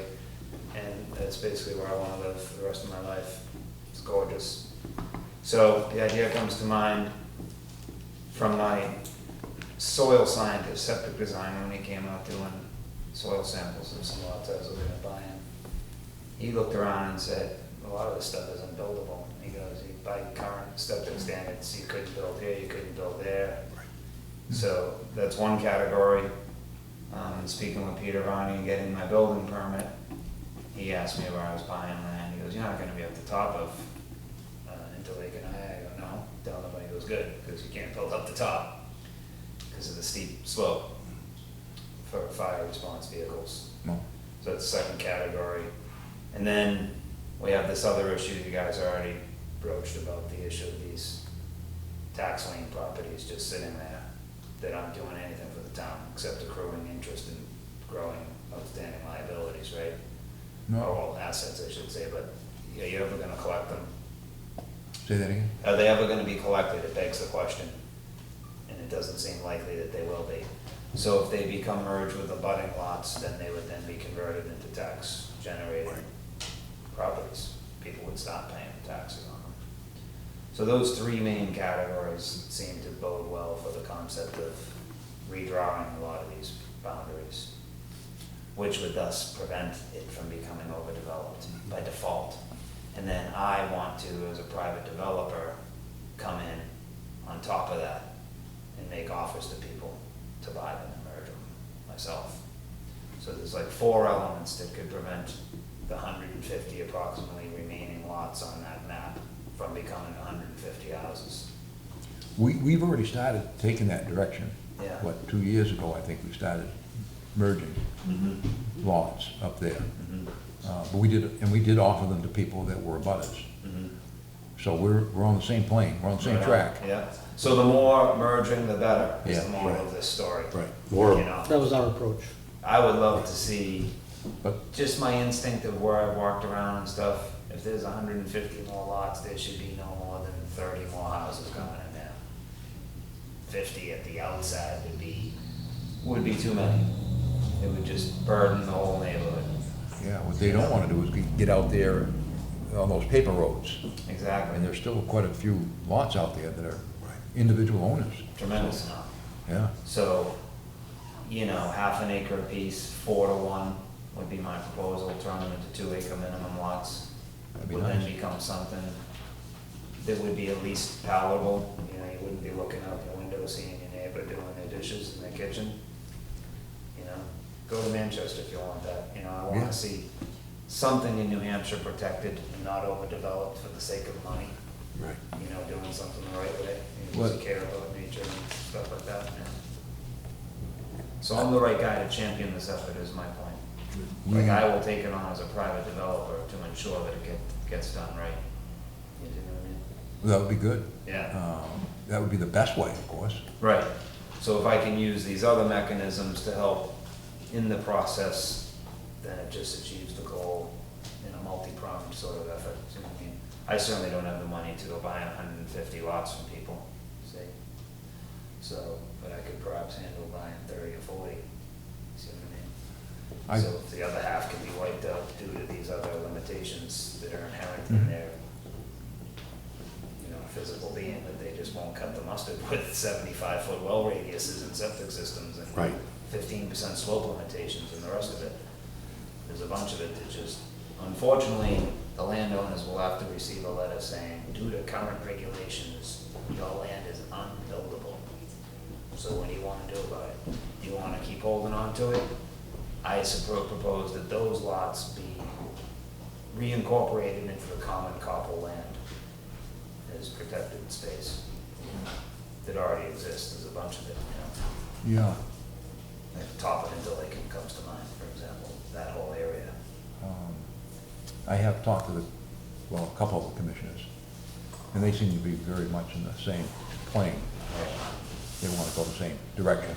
So this is just throwing it out for now, like I'm not looking for any sort of definitive answers or action, but other than a couple pieces that I'm interested in on Franconia Drive that abut lots that I want to buy. So those two I'd be wondering, for example, would the town sell them to me? And could I buy them for, what would be the amount? Well, what we've You're done, not in the butter right now to those. No, but I'm interested in buying 2 pieces, and on each, they're on opposite sides of the road, and each one of them is abutted by town tax lien land right now. what we did in the past was offer them to all the abutters, so that your neighbors would also have the opportunity. And I think it wound up, who would be the highest bidder, though we didn't have an awful lot of interest. How did the bids go relative to the balance outstanding on the tax liens? The Copper Crown fell area, the Copper Crown area did not have, actually, there's 2 points to it. One is that it took a little time to do all the merging that we identified. And by that time, there was somewhat of a lack of appetite to further promote that among the Board of Selectmen. I think there's been some revision to some of those views, but still a work in process, if you will. So to be fair, I don't know that Copper Crown had a fair opportunity to look at from the butter's point of view after all the merging took place, et cetera. Some of the lots weren't mergeable, of course, and they did have a fair shake at it, but some of the lots that we were able to merge, I don't know that had a fair shake for some of the abutters, et cetera. On the other parts of the town, I think there was 3 or 4 properties that were sold to abutters, et cetera, so either that or other mechanisms. But Right. then not too much action has gone forward since then. On the tax lien subject, there's a home that's on Franconia Drive. This one. Is this the house? Is this the tax card for the house? I believe So I wanted to do a wounded veterans housing project with that weather-tight shell that you guys got there. Well, this is the one, the house is on the property, it's abandoned. Well, never was It was never occupied. finished. It's, like he said, it's a weather-tight shell. Yeah, there's Right. no interior to it. What's the, It's brand new. yeah, it's been Yeah. out of 12 I looked at it. 5 years ago. Yeah. Do we know what the outstanding tax balance is on that? You'd have to look at the Have to appraisal look at that. and then multiply it by the tax rate. I'm just wondering how many years though it's been. Yeah, we do have the history, I don't have it listed here, but we do, that is available. You might check with the tax collector, give them a call, and they'd be happy to look that up for you. So would you put that out to bid or auction or? Right now, it looks like we are going to. Okay, That one, yes. all right. So I talked to Homes for Our Troops about it. Unfortunately, it can't be used for a dwelling because it's not accessible enough, especially the entrance to it is above grade. Right. So- The garage is down below, they Yeah. have to walk up steps. Exactly, so it's not an ideal candidate, for that sort of concept, but it could be an ideal candidate for, let's say, PTSD, come up here and hike and just enjoy the ambiance, as a visiting type of vacation thing. Gold Star families. So this is an idea, I'm gonna reach out to the Veterans Outreach in New Hampshire, someone if you like that idea too. Have you put any of these ideas to an outline or anything like that in terms of concepts? Just this brief little thing Okay, here that I have here. which I think we got Yeah, last time. which right? talks about, line 6 gets into the ski area. Yeah, I'd like to, 5 and 6, may as well get this out while I'm here, to get that ski area going again. So taxes in Coppell are 50% more money than they are in the rest of the town. And it begs the question, why? Because when you go in there, the roads are a mess, the pool leaks. Pete Varney has put a do not enter warning on the lodge building for fire personnel because there's no means of egress to escape. Oh, And it's just, needs a lot of work, Yeah. the building, so. It's paying more and getting less is what it seems to be to me there, So part of the deal of the original development was there was a ski area for the enjoyment of the benefit of the residents. yeah. I'd like to see that place get going again. That's between you and the commissioners Mhm. up there. Mhm. Would it need any authorization by the town? No, not that I'm aware of. I don't know, but let me broaden it up a little bit. Yeah. What you're proposing, I think, for me, has some what I would call generic interest. In other words, an interest enough to say, can you crystallize that into something a little bit more concrete in terms of what your thoughts are, what you'd like to do, and all of that, so that we can think about it. Absolutely. I can't answer whether putting that ski area back in place would require any permits from that. I don't know, we have to take a look at that. But the point that I would say is that, for me, it's in the town's best interest to make it as productive as possible for both its residents and for the town. So, Exactly. So I think we'd be willing to at least look at reasonable proposals without any guarantees, of course, how it goes, but at least look at them. Understood. It would probably take a substantial investment to make it viable. 100 grand, Huh? 100,000, Um, roughly, it's a One rough of the- number. One of the problems is the direction it faces. It used to melt off earlier than Right, other ski areas. given So, that too. so now do you want to, get a water gun and No. make snow? It would be almost like more backcountry stuff when we get big dumps. I wouldn't expect it to be in continuous operation all winter. But it would take, some- You I don't know, I know the village district has looked into it in the past, know, yeah. and they've always said it's out of there. It may not be Because plausible, but it's You worth. see how high their taxes is, and all that does is pay for roads, and that, some of it goes to the water system there. Right, And it's only like I'm gonna guess $115,000, but it boosts the tax rate up to like $9 a thousand, I think. Right. Because of the right property on the line, is right. not that valuable, so it is how you gonna make the property more valuable, that would do it probably. that's what I'm saying, this would add value to the place. I know. I'd like to bring the place up market a bit. Somebody's gonna clear those trees out of there, and, I'd be willing to help out. yeah. I used to ski there. Yeah.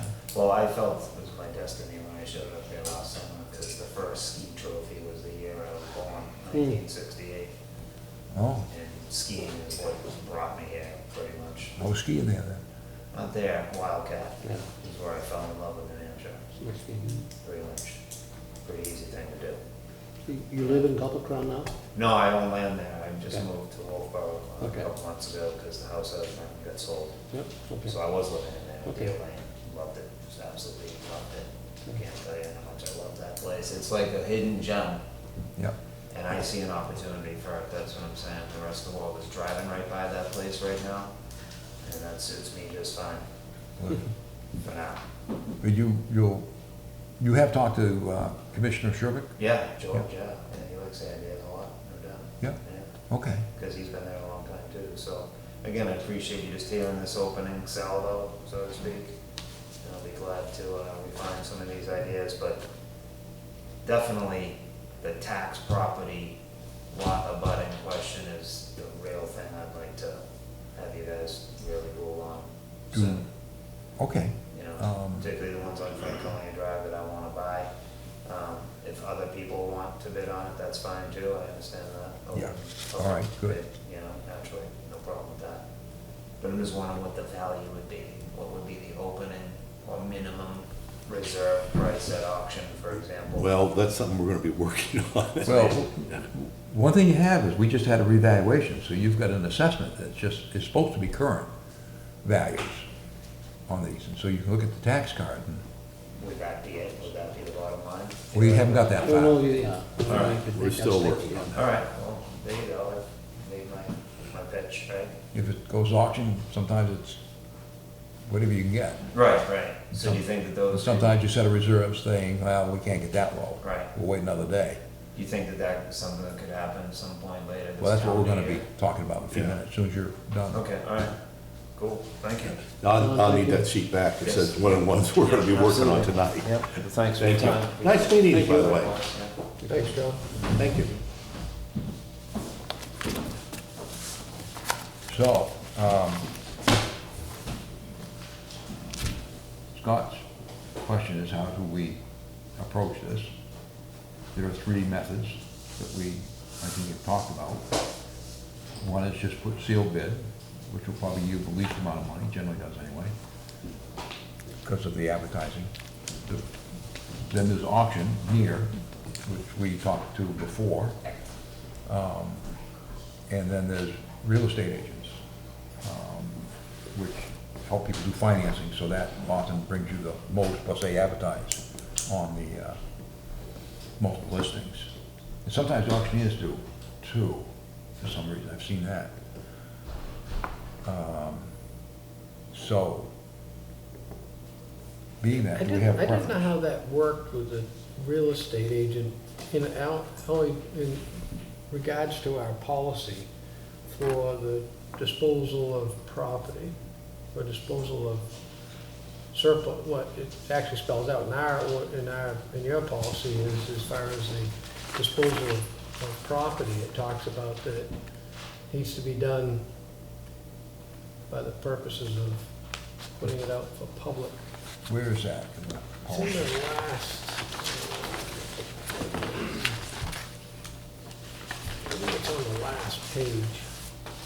Disposal of surplus product, page 8, Yeah. section 11.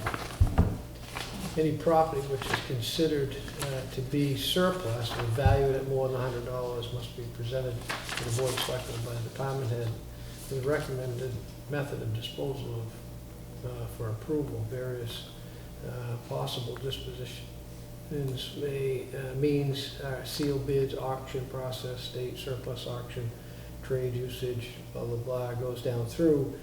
I mean, this most lots of times is, you know, if you have an old plow truck and you're gonna get rid of it type of situation there, but I've never seen. This mainly addresses capital equipment and things Yeah. like that. It's not, Right. I It don't doesn't think speak it's to the real geared estate to side. real estate.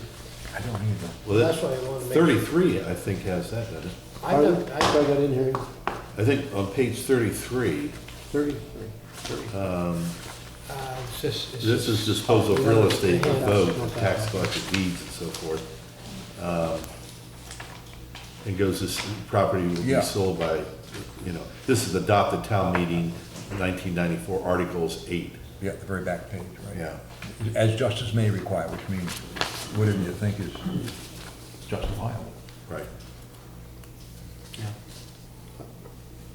That's the property specific, that's the property specific addressing policy, if you will, or guidance. Right. Yeah. So, I mean, I can certainly see the advantages certainly to the real estate side of things. I've never had the, and once again, I have to check it out with other communities that have used the real estate approach and how that works as far as, I assume it would be very similar, I guess, if in fact you and I are both trying to buy the same piece of property through the realtor, and it's whoever gives the highest price Bidding war. gets it. Yeah. same as auction. Same thing as an auction, yeah. So I just had to run into that with the realtor. The only thing that awkward part is, if they're making an offer, it has to come back to whether we accept the offer or not. It's just- Unless you set a minimum. Yeah, Whereas, you just don't want to get into a situation where, I'll just use a hypothetical, we'll just say that Mrs. Jones is looking to buy a piece of property, and she makes an offer, and you know Mrs. Jones, and Swens knows Mrs. Jones, she's a nice lady, so, well, maybe we want to let it go, and give her a nice sweet deal on it. And somebody said, well, the only reason why you gave Mrs. Jones a sweet deal on that, because she's, you know, was your old sixth grade school teacher, and she's a sweet, nice lady, and so then somebody might say that that wasn't appropriate to do versus if it was a sealed bid or it's an auction situation, it is what it is, and whoever gives a high bid is it. And I'm just trying to come up with the things that, you know, people might be throwing rocks at us Yeah. about. Right. So that's all. I mean, I'm not looking to control. Well, I'll tell you, when Swins was chair and so forth, he worked on this quite a bit last time. And they came up with and I don't want to speak for Swins, but I think they came up with a idea of how they'd come up with prices. And I think, which they had to do, to see how the waters are going to be tested. I think we sold one or two that way. So it told me that we're going to have to drop that down, reduce, if we're looking to actually get it off the tax map, we might have to drop down what past taxes are and so forth to do that. Just quick, if I Well, may, go ahead, please. just to correct, to make it clear. The only thing we did was address the butters. We didn't do it on a wider audience or wider market basis. It was only a butters for that. Right. So, Well, and again, I think we're going to have to drop that down. In Compo Crown, I think you're going to have to drop it down because you want the abutters to pick those up because they're not really buildable lots. So the value would be the abutters wanting it for a side yard And so we have to make it affordable for them to buy it and then get it off our. Well, I think that's a separate conversation, because what we agreed to is just a group that we would sell, which is right now not Copper Crown, with the exception of that house in Copper Crown, right? That's 68, yeah.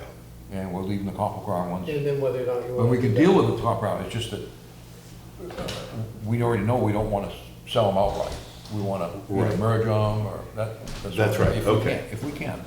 Okay, We all can. right. Well, then you want to go ahead and, I went through, I drove around all these, so Okay. you want to, I'm going to tell you the ones I think we should sell and the ones I'm not comfortable with. Oh, really? Oh, okay. I guess we should know that, if you don't have. Would you want to do that now, Uh, or not? well, we were in the conversation is centering around how to sell. Okay, all Now, right, whether you want to go real estate, Scott's point is that it could be awkward. What it is, the problem is, because someone could come back and say, I'll give you such and such for it, and they'll say, that's not enough. And so you have to deal that way. To Right. go auction, there's none of that goes on. You just say, highest bidder goes. right, And if they don't sell it, it goes back into the stays with the town. right. And then if If you you want put to, a- if you want to conserve it, you can always make it tax, you can make it there's a process to just make it town property. There's a difference between Right. tax collector property and town Right. property. And I've never done that, I'm not sure how the process goes, and I understand you can do You that. change it to a town. When you do that, then you'll have to go back to the legislative body and ask them for the sale of the property. So it gives an extra, it's, planning board people, conservation call it protected. Right. You know, If you do an auction, you should put a minimum, yeah. All right, would you like to say? You don't have to, I mean, You I don't have know to. that you do a blanket statement. I think you take each property as its case, own case. There are some properties that definitely should have a minimum. There are properties, I don't really care if there's a minimum or not. I'll just get rid of it. Well, here's the problem with that, and what I'm concerned about. One, there's a reason these properties were left to us. The people that were leaving couldn't sell Most, Yeah, not all. necessarily. them. Not all, but if somebody could make some money before they leave, they'd sell the property. That's number one. Number two is, I don't want someone coming in, getting a piece of property for practically nothing, going in and treeing it, walk away from it, so now we have the same property a year later, but without trees on it. So there's some lots here that I would vote against selling it and just making it, in a sense, green Right. space or whatever. We can go through one. Okay, We'll do so that. now we're looking at But how we want to do it. How do you want to sell them? The scenarios, through an auctioneer, sealed bid, or through real estate?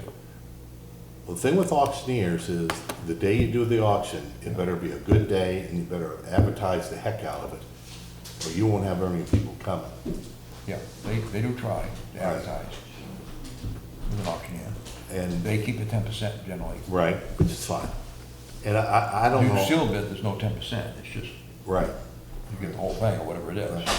And, the seal bid is, you could put we're gonna have this piece of property, 30 days, at the end of 30 days, whatever the top bid for sealed is the owner of it, as long as we don't put a minimum on it. Yeah, I gotta agree with the chairman that the sealed bid application doesn't bring you, It won't, no. no, and you have some exorbitant amount of advertising costs.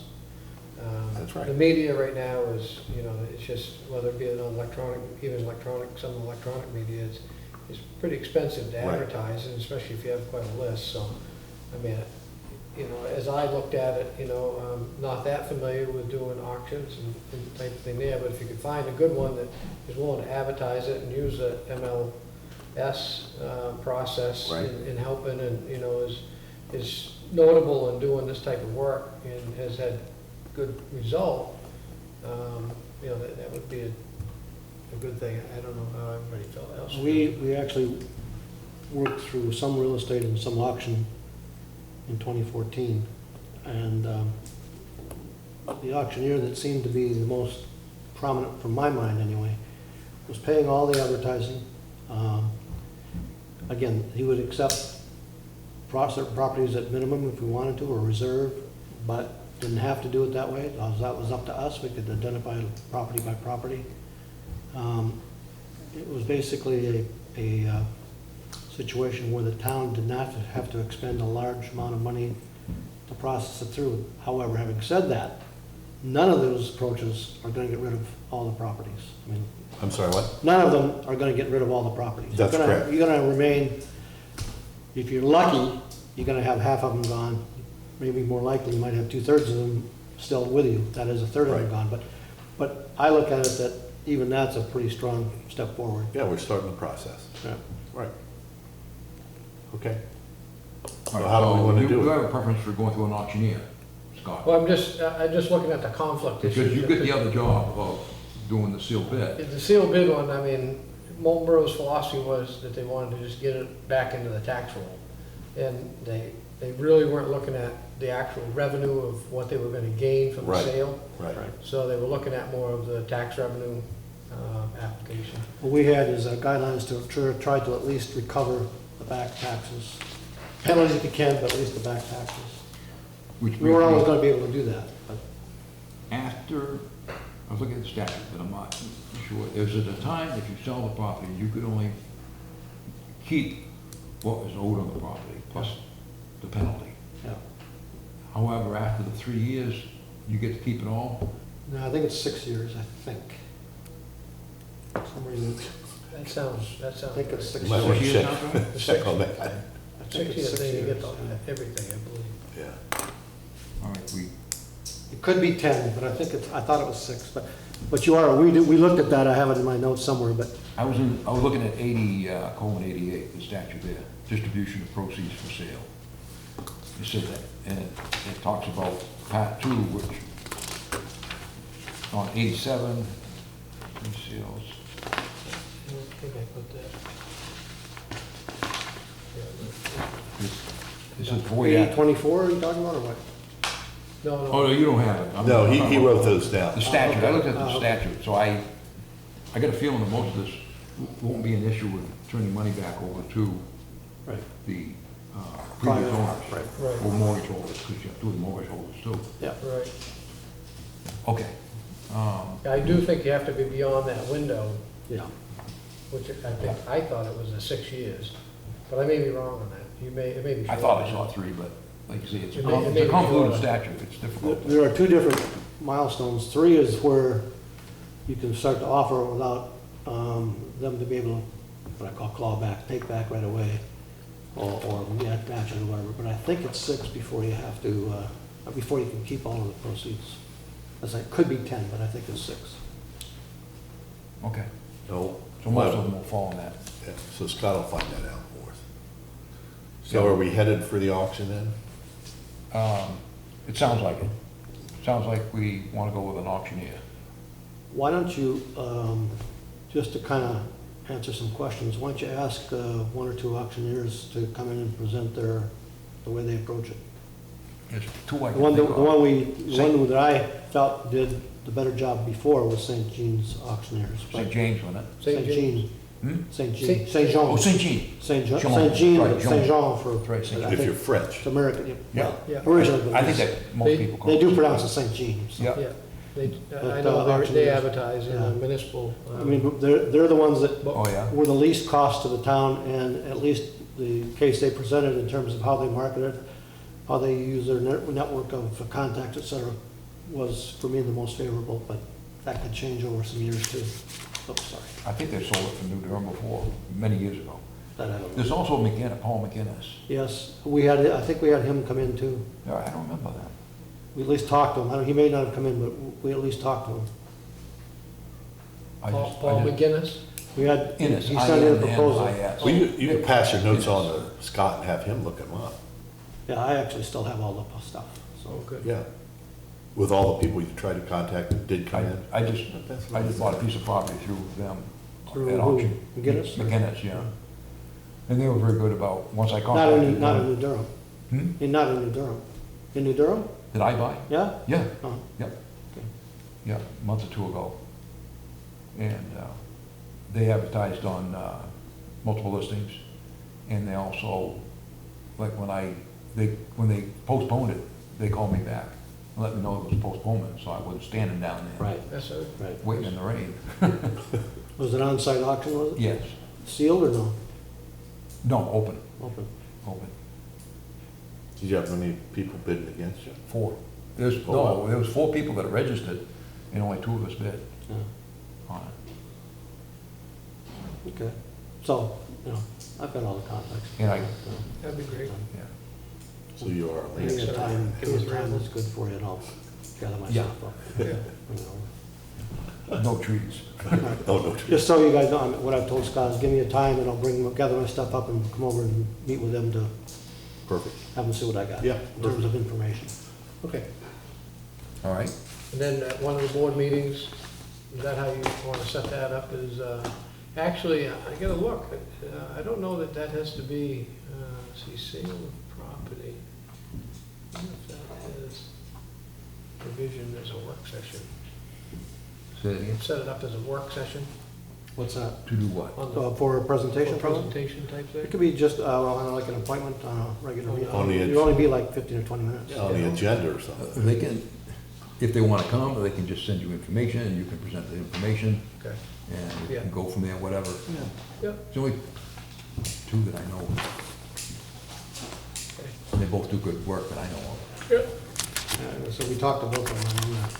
That sounds good. Now, you want to go down through these individually now? Board members? Sure. I didn't bring all my stuff, Oh, you did? no. Okay. I saw what he had in the packet, and I figured that's what it was. Well, you want to do that next time around then? Yeah, that's fine. I don't mind, Greg, if you want to give us the numbers of them and, well, That I want to sell? Or what? I'm sorry, what? is there much you're throwing out? It's not to sell? Well, yeah, I mean, some I want to sell and some I don't. How many no's you got on? What's the percentage or something? I just want Well, to get a feel for how far. I haven't looked at it yet. I mean, if we only 1 left or 2 left, No, I've got about. we might want to do a sealed bid. No, I got,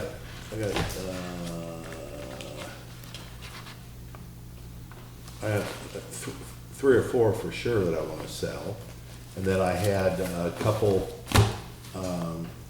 that I'd like to have the abutters do. And then there's a few that there's absolutely no way I want to sell them. The one that really surprised me that we had was the one there on Hash Road. Yeah, yeah, Did you see that little lot Yeah. on Tash? yeah. We may end I up, mean, it's a green space. I mean, it's right on the waterway, it's got a bunch of cattails on it. There's There's you're no right. physical way you could put anything on that. You couldn't even park on it. yeah. So I'd want to leave that as green. Yeah, this one. Here, this one, yeah. This Yeah. one right here. And not only that, you know, when I was looking at this, it's right there, Yeah, okay? Here's, what is it, 11 or 28, whatever it is. 11, yeah. Yeah, I'm sorry, there's 11. And it's just a little, it says it's 1.2 acres, there's no physical way. But once you see that little dotted line, you realize that's, it's from there on a swamp. yeah, Wetland. it's, well, wetland, yeah. And you see how little bit of, Yeah. flat land there is. Yeah. So that you wouldn't want to disturb. Do you So- know, has, in the past, I know these have been on the roll for a while, have these been looked at by conservation? We did go to them and ask. Last year, I Most took, of them we- yeah, I took the list of Copple Crown and a few of these others, and I had planning and conservation look at all of them. And their feeling on Copple Crown was they're really not, they would not like to see houses on them, the real small ones. And some of these others, they said they're just not buildable. Well, every time I say that, people correct me. Everything's buildable, but not really. Okay, that's, yeah, you are right. Okay, that's a Okay. worthy one of. So you want to wait for these then, for next meeting? Is that what you want to do, Swan? Yeah, I mean, I just said I didn't bring the whole list with me. Or would you like to have them run down and just have, you can Why don't jot you- down You could jot down. Yeah, I mean, the, that's fine with me, so we the have your map- list. the I map. don't have my list with me, but that was, we But if have he your gave list, you the that's map fine. and lot number, a Yeah. little reasoning. Yep. Have you walked these? Not all of them, several I have, Okay. but not all of them. Well, you want me to start that? Actually, I do, yeah, Okay. Well, the first one I have is, your rejects. And what, give me the map and lot number. okay, this is the one we talked Right about there. tonight. Okay, 21078? Yeah, You don't- 210-078. Now, that one is okay to sell. That's the one with the vacant, the house on it. Okay. That the young fellow's looking at. Want the ones you don't want to sell. That's Okay. the reason. Okay. Okay, wait. Oh, this is the one that somebody said the abutters want this. This is San Moritz. That's the one he just gave us, right? One in the back. Yeah. Thank you. Yeah, that's an undersized lot, so you're right. We want it, that's only up there for that reason. So if a butter wants it, All right, 20968, we want to be careful to do that as a butter first, yeah, butter, butter preferred. okay. Then, this one is North Shore Road, and this is, Butter, what's the map number? oh, I'm Map lot sorry. number. It's, map number 101, Yeah, 046. okay, now what's the problem with it? Well, it's extremely steep. Is that the, which one is that? This is this On one. the lake or behind Yeah. it? This is on the lake, pardon me, across the street. Yeah. Okay. No, I'm sorry, it is on the That one's lake, on the, yeah. but it's extremely steep, Yeah, and it only has, .44 acres. yeah. So I don't know how you build on that. I was thinking the guy that owns this might want that piece of property. He won't if we'll keep it for him. That's my point. So I don't know how you do that. You know? Well, I don't know. Usually an auction is buyer beware. It really is. But- But that's the difference between real estate and, I don't think you can build on that. Here's my problem with auction. I don't think we should auction something that we know can't be built on. Well, I- somebody across the street might wanna buy it, right? And- Yeah, and a butter might. Right. Yeah. Put a so it's between those two abutters. If nobody takes it, Zip then. line down to the. Yeah. But you would wanna, Yeah, I always- you don't even have, I mean, it's steep. This is why this guy has his road coming in, actually, Yeah. on his, I don't know if he owns, he must own lot 44 too, because his driveway comes across 3 lots Yeah. to get to his. yeah. I think I know where that is. Yeah. It's on the upper part, right? Upper part of North Shore. Yeah, I where? went to it, but I don't know how, Yeah. it is a Up by where the way. brick houses are there that are on the. No, Beyond that. Yeah. Beyond it? yeah. Yeah. All right, steep slope is Okay. your issue, or buildable, I don't think it's buildable. able, I'm not sure if that's a reason to throw it out, but I get the Okay. note of it. This is the one on Tash Road. This is the wetland one. 252? 252-070. Okay. Zero what? 70. 70? Yeah. Cash Road, This is Tash Road. Swamp, Well, we call it wetlands, okay. but you can't sell Maybe the it. Conservation Commission would like to have. Well, that's it. If they want to buy it from us, fine. Yeah, Then, this is another on North Shore. This is a steep hill, wooded. oh, give me the map. Oh, I'm number sorry. first. It's 108-025. 025, and that's across the street from that last steep slope. we Actually, talked about. no, this one's interesting. This has, Oh, yeah. this has almost a half an acre across the road, but then it has a little sliver going to the lake. Yeah, Right away. access road. Huh? You know where that is? Yeah, right away or access. Yeah. So, yeah, it's an access. But I don't know how you sell that. Well, Well, somebody comes along, they buy it, and then they got a key place piece to is put a whether, whole the slip key in. piece is whether the main property is buildable or not. Right. Not buildable, that's But- viable That one property. across the street is across the street. It's House real big steep that? across the street. Oh, it is? Yeah, Well, and it's rock and trees, but it's rock. all that whole area is trees, so. Yeah, yeah. But I don't want somebody coming in and cutting down the trees and walking away from But it. if we don't sell it, what do we do with it? Well, offer it to the butters. Well, you have 27, he could pick this up, the little sliver, so he doesn't have to worry about somebody coming in, and pick up 25, and he can, Okay, the Mary Mead, Well, 46 is a steep, is not only steep, but it's an undersize. Preferably, that would be good to put together as an abutter one, Right. undersized. So is this one, both North Shores. Well, wait a minute, what size is 25? Let's see, oh, 25? Yeah, the one you just, yeah, 108, 25, what's this, Here, this what's the is, size of it? what's that, right there. Well, it's on the test card. Ooh, It's that is- this, That is small, yeah, it's .42 acres. right. And then you have a little sliver Yeah, access. yeah, that counts for nothing. Yeah, so I don't see how you can. Okay, that- It's not built. Okay, I'm coding them as a butter preferred. Right. And then, Kids and values. here's another abutter. This is Old Bay Road. This is 253-030. Okay, 253 what? 030. smell that one. Well,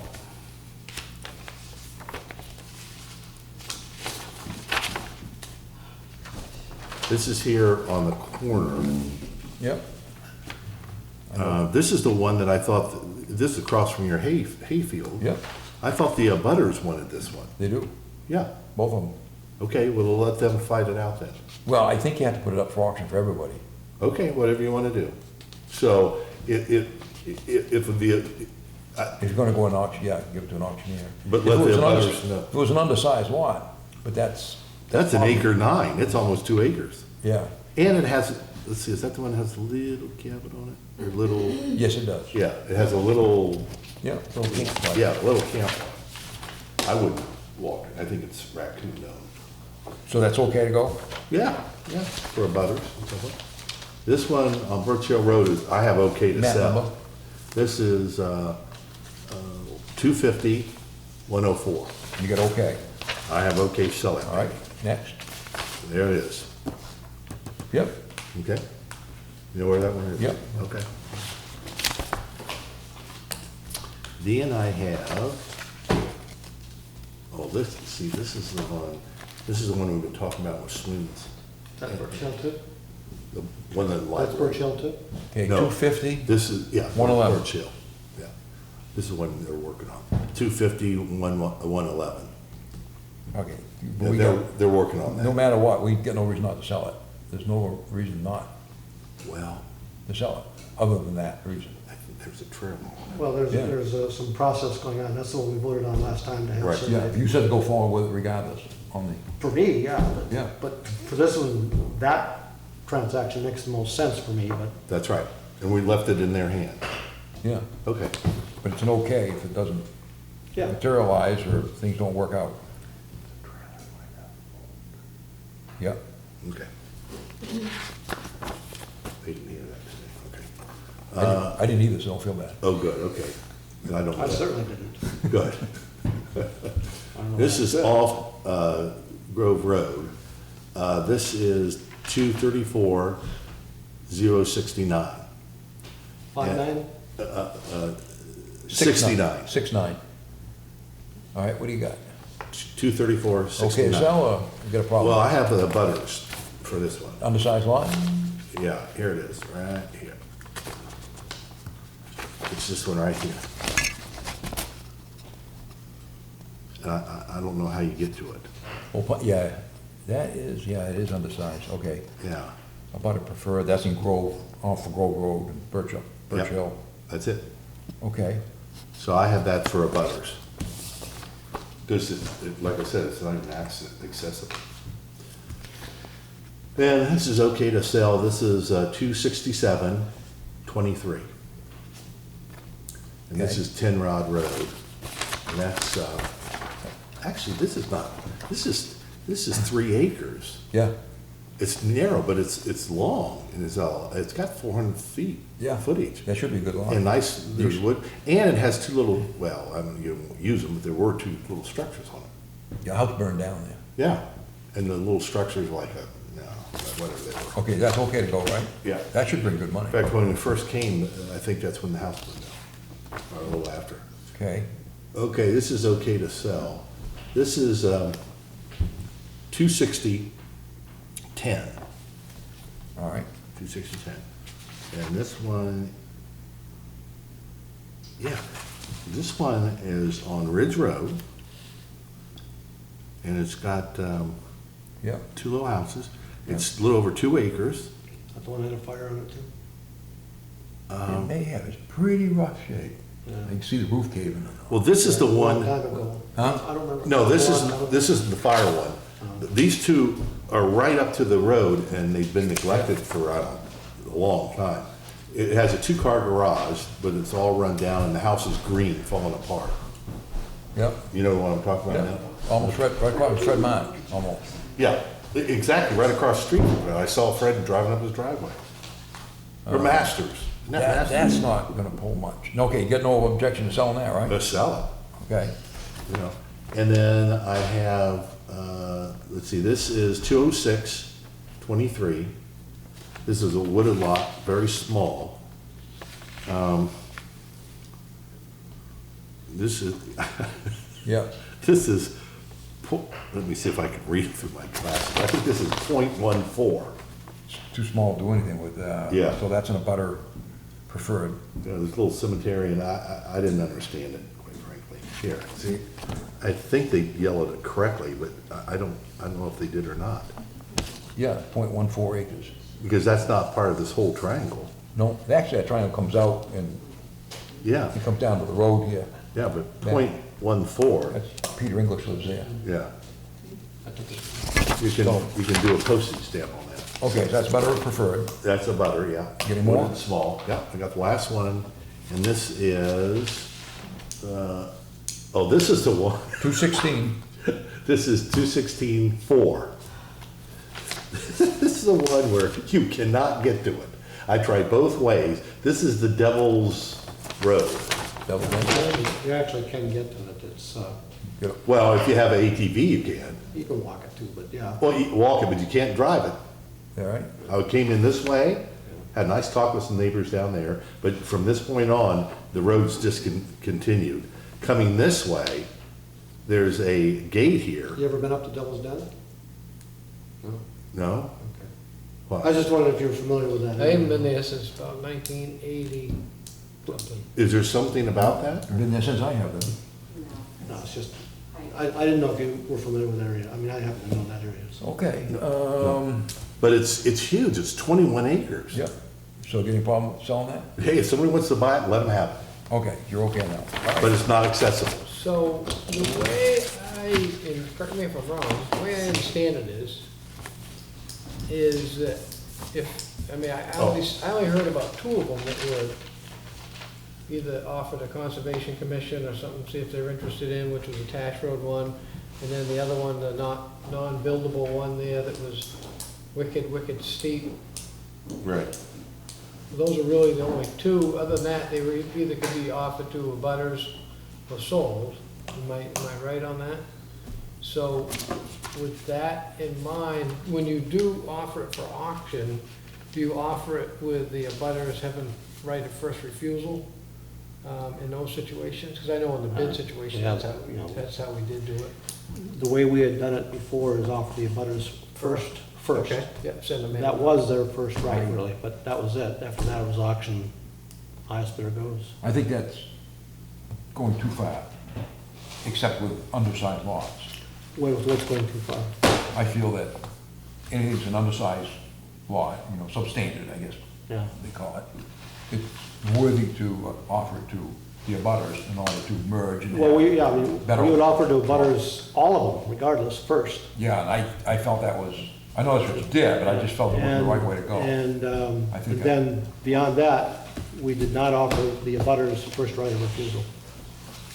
But to me, if it's a lot that stands on its own, everybody gets a Which falls whack in at it. line, which basically falls eventually with what we did anyway, so, yeah. Well, with that exception, I don't think the full-size lot should have a butter preference. The butters can still bid on it. But not right of first refusal, so in other I mean, words, you could argue the abutters already had their chance on what we did in 2014. Except Right, with the yeah, exception of you those lots that qualified since that time, yeah. yeah, you've already gone through that process. But if I mark down abutters, I don't want somebody coming in and buying that, other than the abutters. Well, the undersized lots, we could, What if they haven't got any money Pardon me? to buy it? What if they don't have any money to buy it? Then we leave it green. John's gonna buy them for them. I don't think so. I really worry about people coming in and cutting down those trees and walking away. Oh, I worry about that. they'll come back. Well, not in our lifetime. Hey, I mean, we have to guard, I'm looking for some tax money, Greg, well, I am too, but, but I you don't have know, to cut the budget so much. well, we can do both. revenue. But that's fine. I've given the ones that I thought would work. Okay, that's the first list. Yeah, I'll work through mine and David, assuming you work through Okay. yours. Yeah, Yeah, then you'll give me the final one, once you guys get, Yep, we'll bring that maybe Got it next out. time. yeah, we'll see what we can solidify here. Okay, Next meeting. wow, Well, at least we agreed on how we're gonna do it. Yeah. Making progress. we're making progress. Okay, the famous public participation policy. This is our update. And we've had input from 5 other towns. The Board of Selectmen, the Town Administrator, our 2 attorneys, Primex and Upton Hatfield. And we've worked on this for about 5 months with 6 revisions. So I think we're to a point that we can vote on this.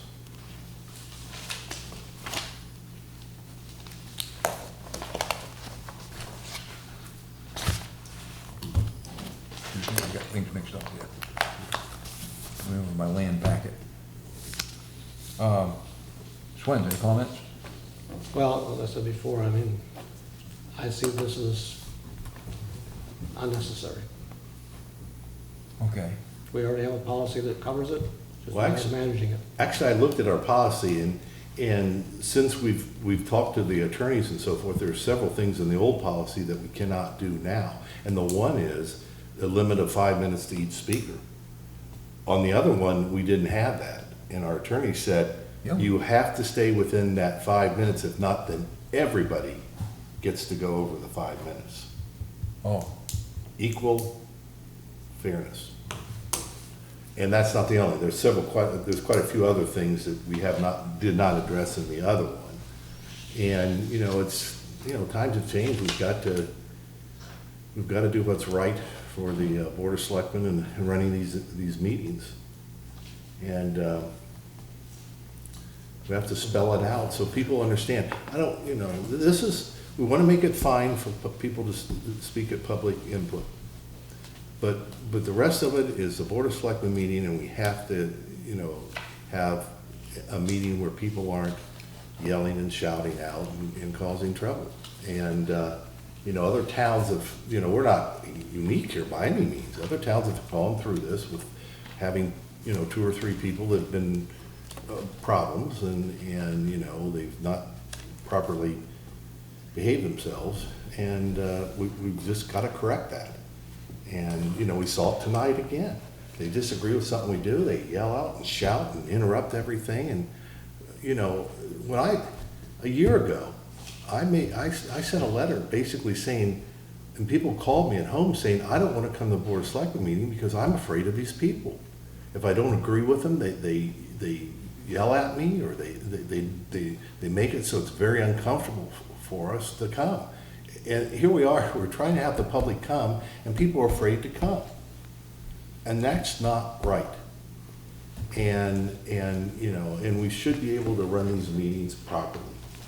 And so I think it's very important to go forth with this and, lay out the policy and everybody knows where they stand. Scott, any comments? I mean, I think the policy's fine. It's incorporated in a couple points relative to some of the issues that way, as far as the time limits. I think between the comments back and forth relative from the different board members, that it's probably as cleaned up as clean probably can be, and then had the input from various legal counsels as well. Not that you've taken all of A those. modest improvement. Yeah, I mean, I think it's a housekeeping, cleaning, Yeah. situation. All right.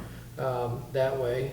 Not that your other policy was terrible, but I think, once again, as you look through them, help to clean them up.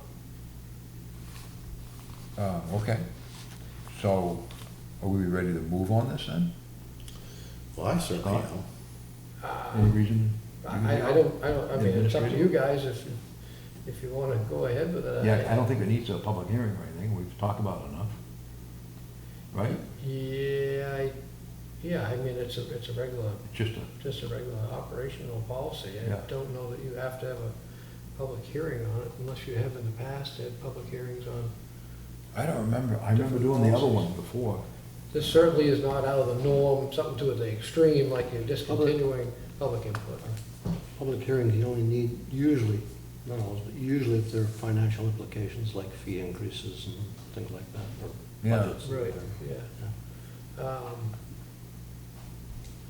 I think it's an issue of respect and discipline, amongst everybody, whether it's the board or whether it's the public, in that situation. I mean, the public doesn't have to like what decisions you folks make and, type of thing there. And it's about trying to be, I understand some people aren't happy with decisions that are made. That way, hopefully people are respectful one way or the other, even if they disagree.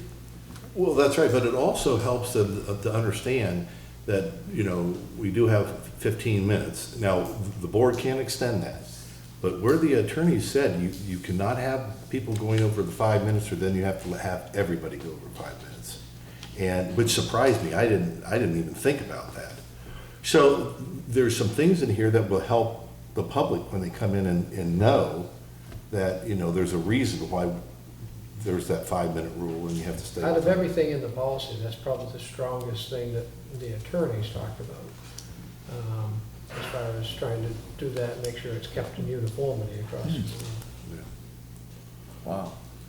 All right. I think some of the other issues that, we talked about, which was some of the conduct, once again, I mean, I think that's just kind of word smithing, so to speak. I mean, everybody has different interpretations of the different types of non-disruptive manners and obscene and unduly repetitive or disruptive, all those different phrases are, All right, then Okay. why don't you make a motion while you did all this work? I'll make a motion that we approve the public participation policy at board meetings, the revision of 8/9/2016. All right, I will second that then. Any further discussion? Hearing none. All those in favor, signify by saying aye. Aye. Aye. Those opposed? Opposed.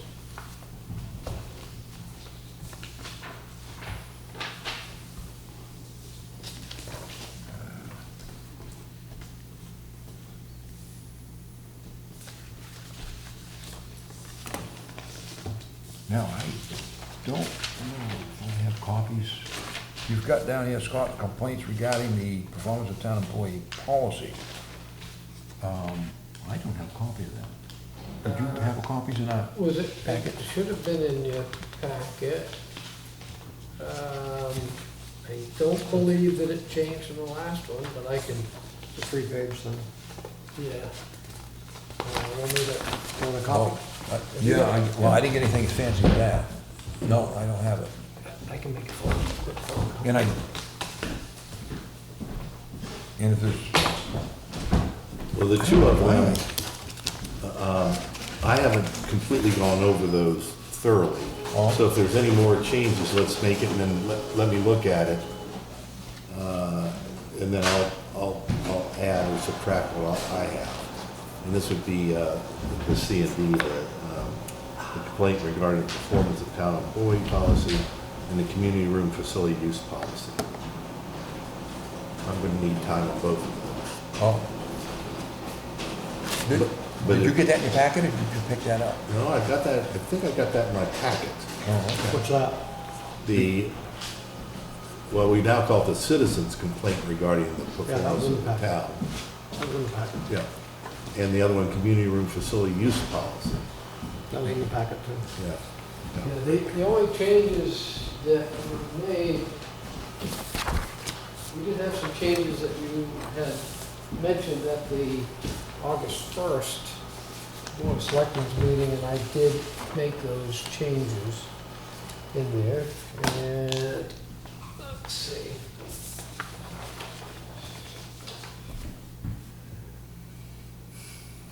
Which I believe, trying to see which ones I think it was a couple, I think I did a change on maybe number 6 under that. Number 10 was a And change. I added 10 and deleted the grievance procedure, because that's actually found in Yeah, the it's done that second. before, yeah. Okay, so number 10's been added Yeah. since last There time? are a couple of typos in Yeah. 10.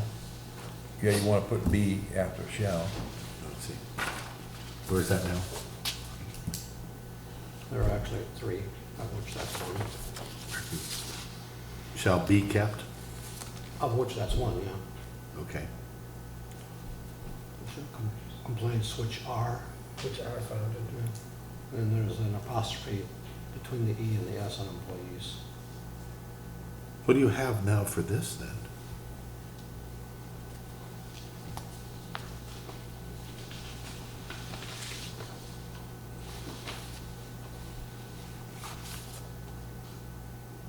You're removing all these 3? These steps? Yeah, on the grievance procedure, it's already in the policy Personnel in policy. the personnel policy. Okay, so we don't need to read. No, in the grievance procedure is actually based upon employee discipline Okay, all right. process in it, so it's in the discipline. Yeah, because I was gonna make some changes on that, and if you're pulling that out, then that's fine. Yeah. But let me, once we make all the changes, let me look at it one more time, and then we can come back and vote on it. So I guess the question would be, currently, the markup on the track, as it stands right now, if those are acceptable, then I can accept those changes? Well, I haven't really, All right, so the only thing that I've changed so far from tonight is just adding on number 10, complaints which, I took out the A and put in R, and then put an apostrophe on the employees. And add B after shall. wait a minute, I'm sorry, what changes again? All citizens complaint And put B, yeah. purpose shall be kept. What was the other changes, please? And the other change was in that same number 10, Yeah, where it says all complaints which, A, it should be which are,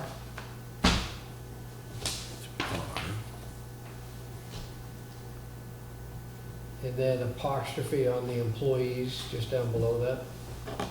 Shall be placed in the employees, with an apostrophe on that one. yep, And you got the B up above, shall be kept. I got that one. Got that one? Yep. That's the only changes that, Okay. Well, next time around, I'll be ready to go. so I'll add those couple there. So if they don't result in disciplinary action, but they are founded, what happens? If they are founded and there is disciplinary action, Is not. there's not, then, I mean, basically, But what is if it's discipline? founded, it goes in their personnel file. And if in fact you don't bring any type of disciplinary action, then you just leave it as founded, Would disciplinary action be like, well, don't do that again? could be. That would be Most of the considered- time, it's some form of recognition, either by a letter of counseling, if in fact you weren't gonna suspend them or some other kind of disciplinary procedure, written reprimand, say you were gonna just, on a progressive discipline, they've had a great record, you know, maybe the violation or the infraction was low, so you could say, I think if we just put a letter of counseling in their file and just say basically, which really memorializes that we've had a talk, and he's been told, or she's been told, that this is not appropriate, this is not the proper procedure, maybe it was a safety thing or something like Yeah. that. Which way does I that? think, sorry. I'm trying to figure out which way it goes. Well, Does what that go in- I would suggest is they add a sentence to number 10, Yeah, which says complaints needing disciplinary action shall follow the town's personnel policy. which now references back. Add that right on to 10, or you wanna make it I would, 11? well, you could do it either way. I was just gonna add it to 10, but you could do it as 11.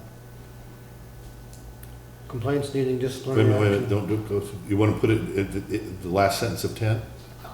You can do it either way. I just added a 10, but it makes sense either way. You could make it 11. Complaints needing disciplinary action shall follow the Wait a town's minute, wait, you're personnel going too policy.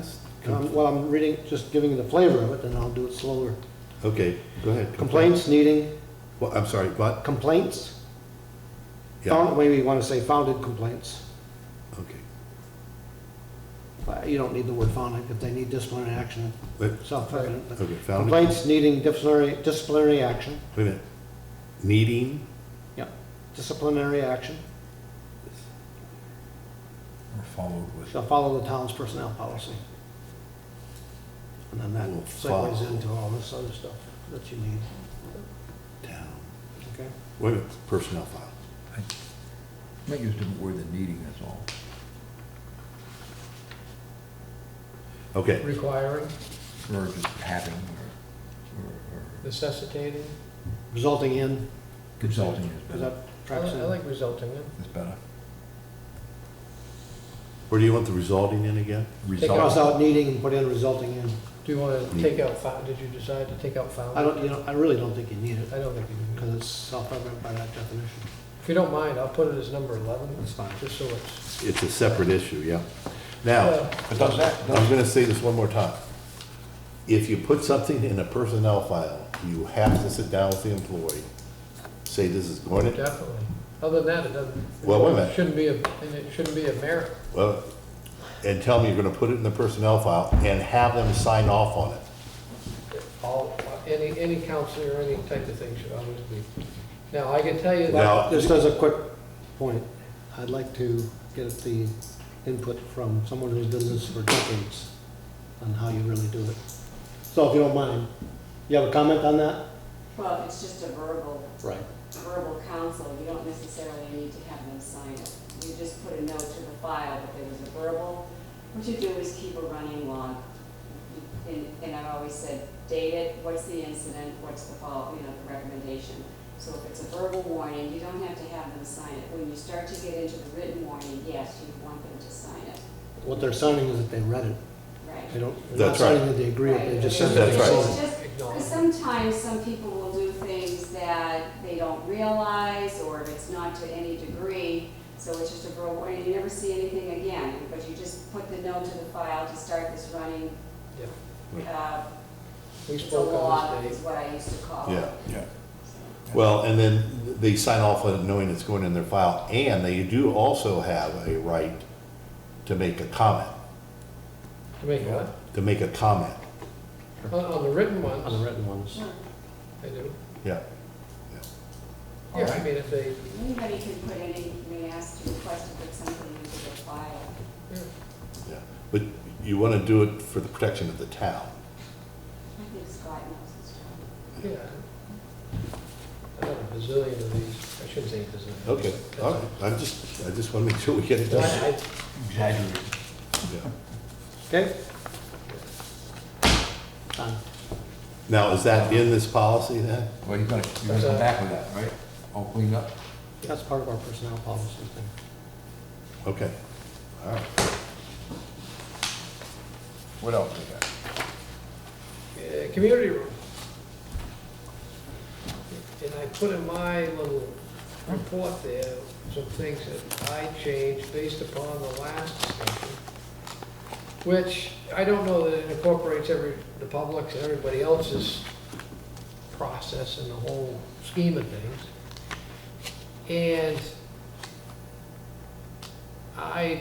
it was really centered around 2 points. One was the point of the name of the room, and I incorporated both New Durham and Fire Station, and calling it the New Durham Fire Station Community Room. I know it's a mouthful. And then I also took out the restrictions relative to the kitchen. That the kitchen, basically that the, it's It says here, I struck out number C at the first sentence there, that the kitchen facilities are generally not available to anyone other than safety services personnel. And that got changed, you know, looking at it, just saying, use of the kitchen shall be decided on a case-by-case basis by the fire chief and the town administrator or his or her designee. I don't think you want both. I think you want just the town administrator and his or her designee. Now you need the fire chief in You there do too. not need the fire chief there, Greg. Yeah, you do. And well, I still, we're gonna make some changes on this, but has Peter looked at this? Yeah, he's looked at it. This is gonna have to be a little educational process for them over there. Well, I know that. That's what I'm asking, you know. Well, I shouldn't say an educational process. It's really about trying to have a relationship. So it's not us against them or That's exactly them right. against us Right. type of feeling. I mean. You wanna I'm bring them talking- aboard. I'm talking about a feeling. I'm not talking about that is a feeling. I'm just saying that, you know, the idea when you make changes is it's a culture change. And, you know, we've talked about it, many different evolutions. You know, I sat on interview boards again this morning, and when you talk about like changes in DPW, from what used to be a highway agent now to what's a DPW director, Right. it's a whole culture change, it's a Right. whole different change, similar to the same situation of volunteer firemen versus paid firemen Right. or volunteer call firemen. So it's a whole different, you know, you gotta kind of finesse that and try to work the kinks out of it. You know, another situation was in here about the room not being used for political or nonprofit groups, and I think I gave you a little bit of a paragraph, or a little bit of a flavor on that situation there, but, What you is know, this? basically was for not doing any type of electioneering or a political movement which may be factious in nature or with issues with governmental administration, basically. So, you know, that would not be an appropriate use of the building, in my mind. It really should be for civic, I say civic Well, purposes. let's say AOT wants to come and talk, or Trump or Hillary or someone I like mean, it's that. one thing for them to come as a state senator, or as a senator, say Kelly Ayotte wants to come and provide information to their constituents based upon Right, a bill she has before the Senate, right. and to talk about that and get public input on it.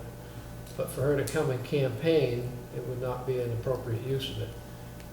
She would have to go to say the Snowmobile Club had a clubhouse down the street or something.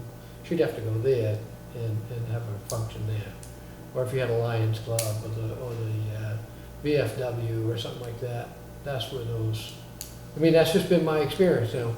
You guys can do what you want. I'm Okay, just we'll think trying about to that. keep things out of I don't confidence. know, you can't attach political vote for so-and-so signs on to a government building, Right. Yeah, or even a government car. yeah. So Okay. that's pretty much what you're saying, extending it to that sort of thing also. Right. Now, what is this last page? That was just a generic form if somebody wanted to fill it out. So you don't have the proper name on this? Well, no, on the top? Yeah. Oh, yeah, we gotta fix that if we're gonna call it. And I'm not sure why we're adding New Durham. I think it would be given, wouldn't it? Yeah. What's that? I don't know why you have New Durham, even in the text of this. Why wouldn't it? Why would you need it? Some people wanna call it the New Durham Community Room. I don't- Some people wanna call it Fire Station I think you'll find Community it, Room. I Yeah, think you'll find it gets shortened anyway, yeah, eventually, so. yeah. I don't think it's anything to worry I'm gonna about. cross this out. We'll cross that out. Well, when I make my changes. Well, my position, I think it's okay. Okay. I'm gonna, yeah, all right. New Durham Library, New Durham Town Hall, Yeah. that sort of thing. Okay, so I'll come back with the Pretty final. other So has things? everybody else made some changes on this? I, So I need to finish my changes up and we'll vote on it then. what have you got?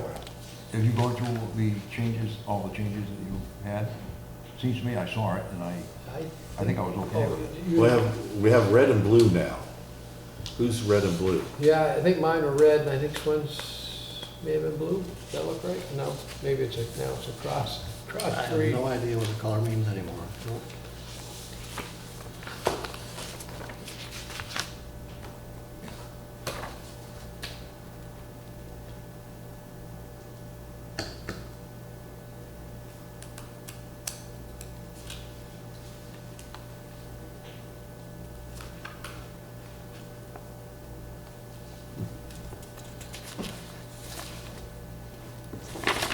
Okay, so I'll work on that and have that done for next time around.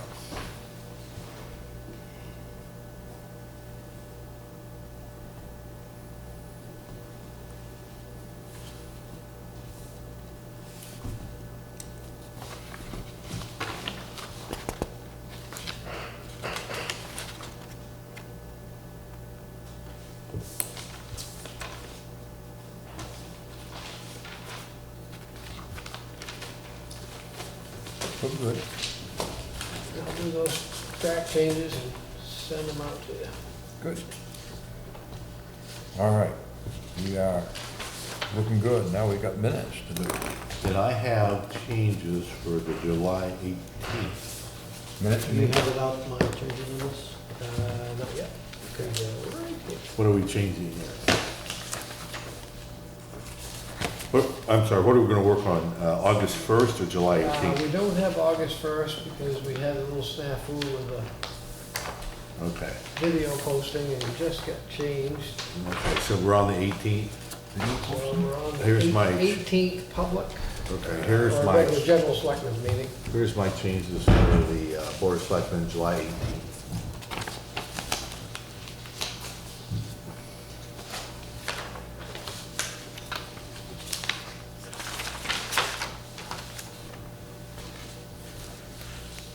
this is your July 18th. And then I have some You just, got this. I have some other minor changes. And there was a snafu on the first, you said?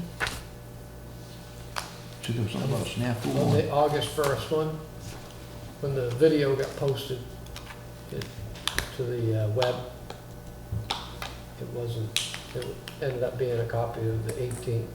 So Jennifer wasn't able to do the minutes. Oh dear. Hope we can fix that.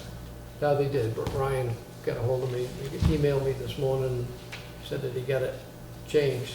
I didn't even notice that I was, because I wear the same shirts, but sometimes the same meetings.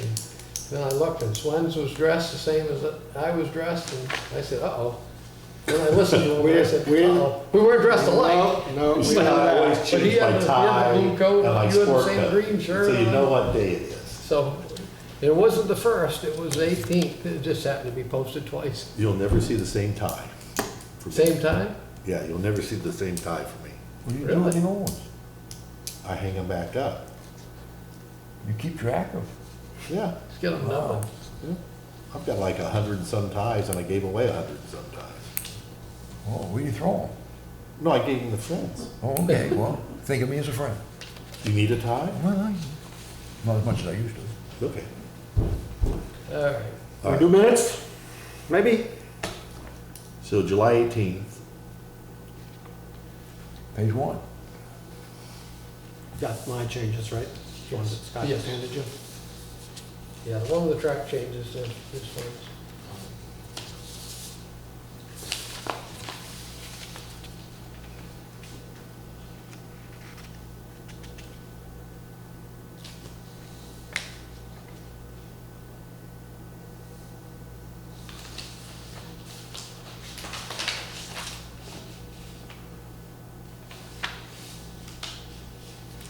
So where's your suggested change go, Greg?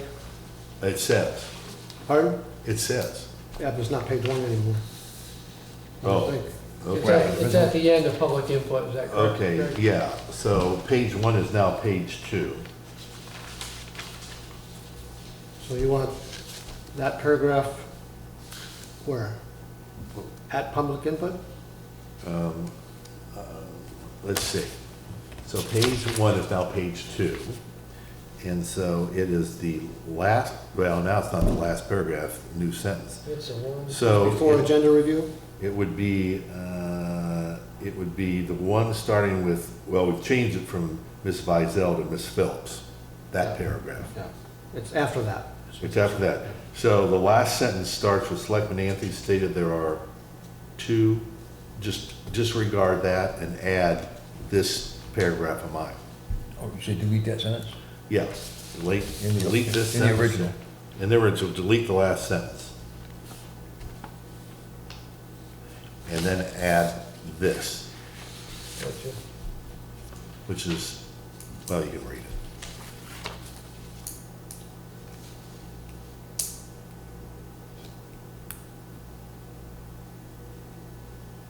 All right, where are you? Okay, I'm taking out this last sentence here. Okay, and then This is going in its place.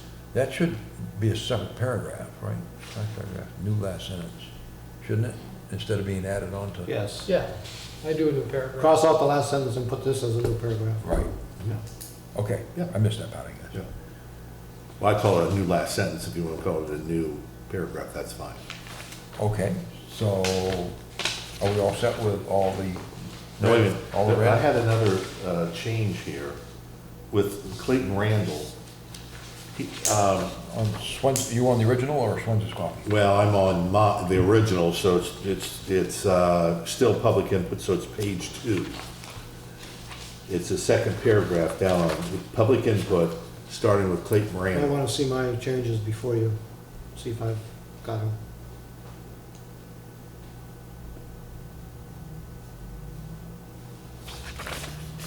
Oh, okay, wait a minute.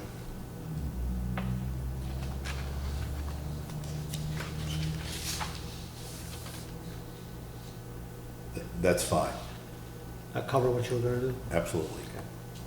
Absolutely, thank you. Okay, And then, let's see, you made the change with Ellen Phillips. And then we added my new paragraph, so that takes care of that. Then we go down to page 2, 4.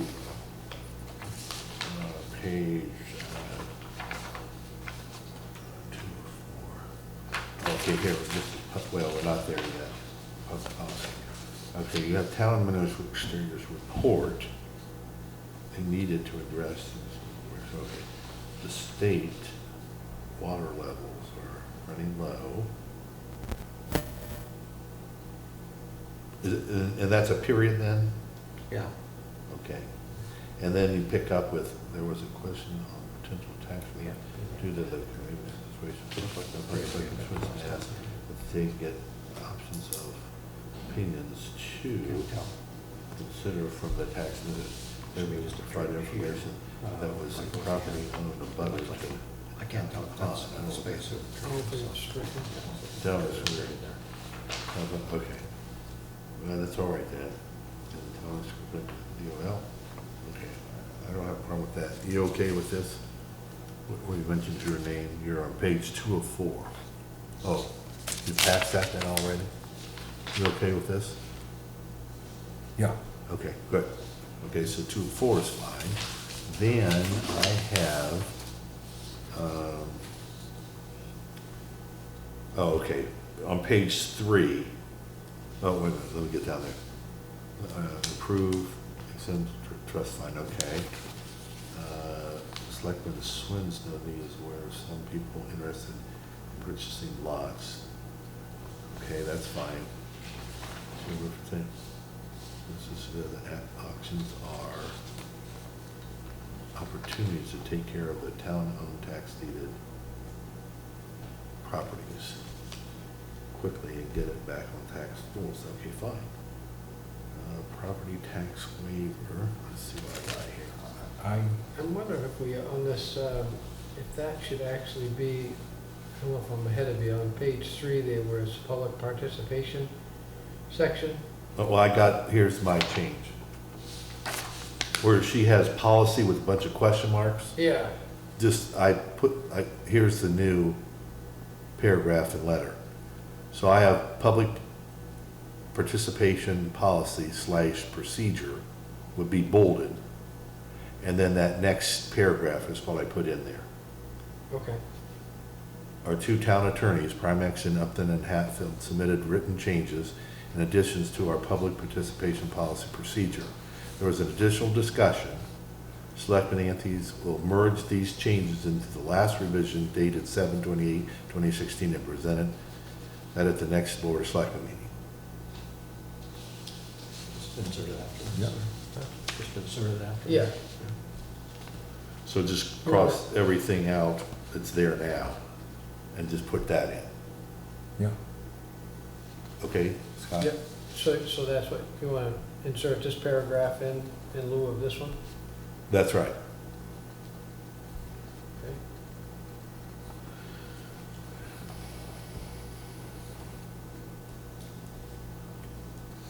The only thing I have on Swen's 3, it's not what Swen's over, but if you go up to tax deeded properties, Which, you know, you'll see third line down in the middle there, it says Chair Bickford.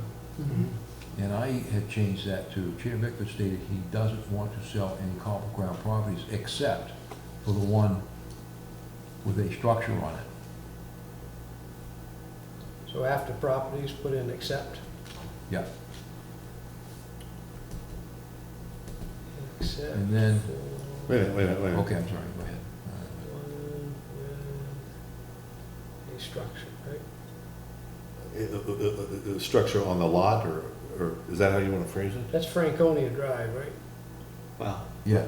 He's speaking generally, but they, Or you can put it that way, it doesn't in have to be. I don't recall specifically, him There was just, specifying there was an that. exception to it. It wasn't- wasn't Just say like- about I the don't recall structure. that. Yeah, I don't recall that. And then he, you see it says apostrophe, comma, he, striking doesn't want, strike that, and it says prefers not to do an auction, but rather, now you're adding in, but rather use real estate broker. okay. Okay. And, you know, to be quite fair That's to you, that's the only change I got. in that well, area. actually, Dave, to be fair to you, you did, I thought in the Copper Crown, you said you would also agree to abutters. Oh, yeah, yeah, I've always been agreeable to that. Yeah, so you should put that in there too. Sell any- Does anybody put that in any of No, that? you get a good point, yeah. Yeah, It's supposed to be wholesale, so. So I didn't get how you want to change that next sentence after the, except for the one with the structure on it. Okay, And then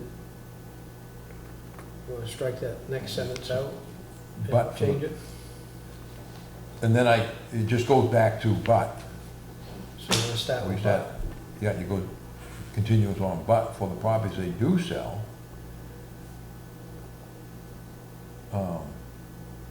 strike doesn't, he doesn't want, so strike doesn't want. Then start with prefers, so it's he prefers not, now you go back to the original, to do an auction, He prefers to do an auction. Not to not, Oh, he Prefers not. Not. to do an auction, but rather use real estate broker. Use it. okay. But you'd also have to add in where, before Chair Bifford stated, or I'm sorry, let's see, so it says, no, it says, increases. Chair Bifford stated, he doesn't want to sell any Copper Crown. What do you have, unless there's a structure on it or to abutters? Yeah, that works.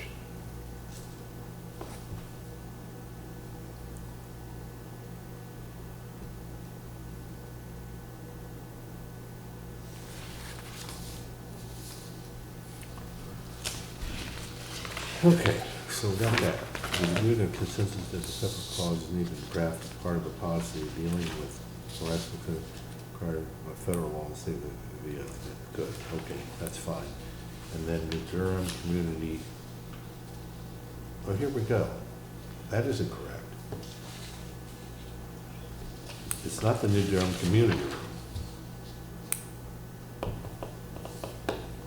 Well, it's just a reference, it actually doesn't have a real name to it now, we never named it, so it's just a matter of Well, all right, put down New Durham Fire Station Community Room. Yeah. They're gonna edge them out, but at least for right now, we should keep it a fire. Something's never named it, actually. If you're gonna do anything to change it, it should be what's on the agenda, which is community room facility. Hmm? Community just room make it facility? Or just make it community room. Well, don't you want something to? Facility use, isn't it? Well, the.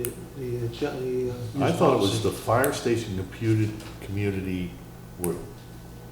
That's what it's always been called. The agenda is the community room facility. Well, just because it's on the agenda doesn't mean it's correct. No, as far as the Nor is the other minutes, though, name. to stay in sync with the agenda. Nor is the other name. Well, it's always been known as It that. has not always been known as that. I've always known it as that. You may have, but not everybody. So, we all set on that? No, wait a minute, I haven't looked at this back page yet. Okay, with approval, discussing personnel, what is it?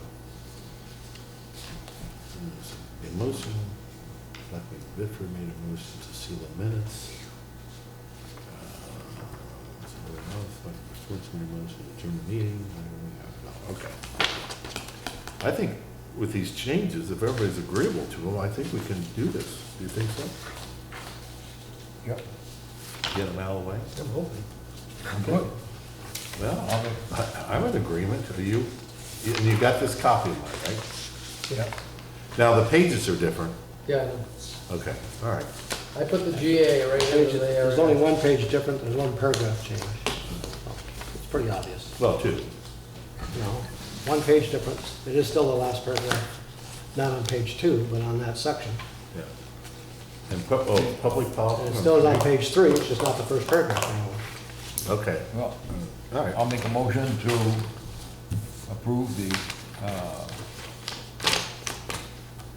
July 18th, 2016 minutes as amended. Do I have a second?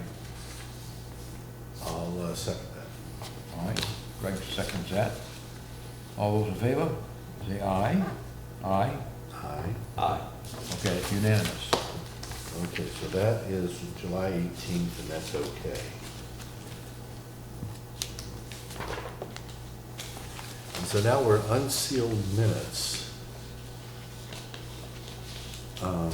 Yeah, I got some of these here. Yeah. Is that what you say, these minutes are releasable under RSA 91A? Is that the one you're talking about? Yep, there's one.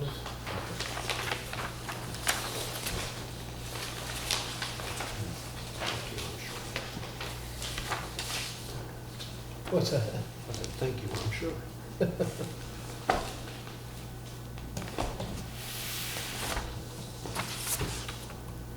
Oh, since we're looking at this, I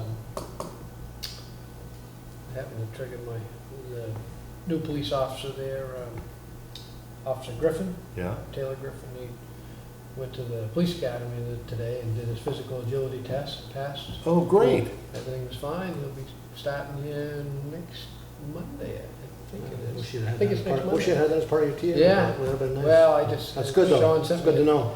He sent me a text message this afternoon. Terrific. Late this afternoon, I forgot. So he's in, that's As a good. matter of fact, I'll make the next meeting. That's cool. You should be excited then. Yeah. Well, his parents were proud of him. Yeah, well, it's a You nice- weren't here, were you? No. And Dave wasn't here, but Swins and I were here. Weren't they proud of him? Yeah, I mean, I think it was a very important day for particularly his father, but Yeah. his mother too, of course. Oh, yeah. Yeah. And I think, I got the sense that it was a significant milestone for that decision for him. Yeah. So Yeah. it was nice to see though. Yeah. Well, the support. I sent pictures actually to the fire department. I was hoping they would submit them to Baysider, but I haven't seen them. I sent them the next day. To the police department?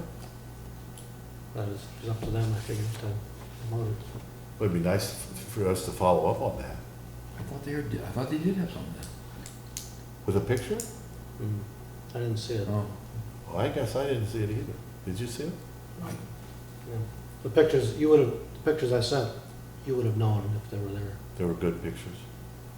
Do you want to follow up on that, Scott, then? I don't think it's too late. I mean, No, No, no. it isn't. Yeah. Oh. And you could actually Yeah, we Added could say addendum added, saying, yeah, Satmy Academy. he passed his blah, blah, blah, and he starts academy, blah, blah, Yeah, I'll blah. check, Yeah, I'll it'd be check with nice. Amy in the Yeah, morning. for next Maybe week's. Oh, did you send them, do you know which, did you send it to the PD one?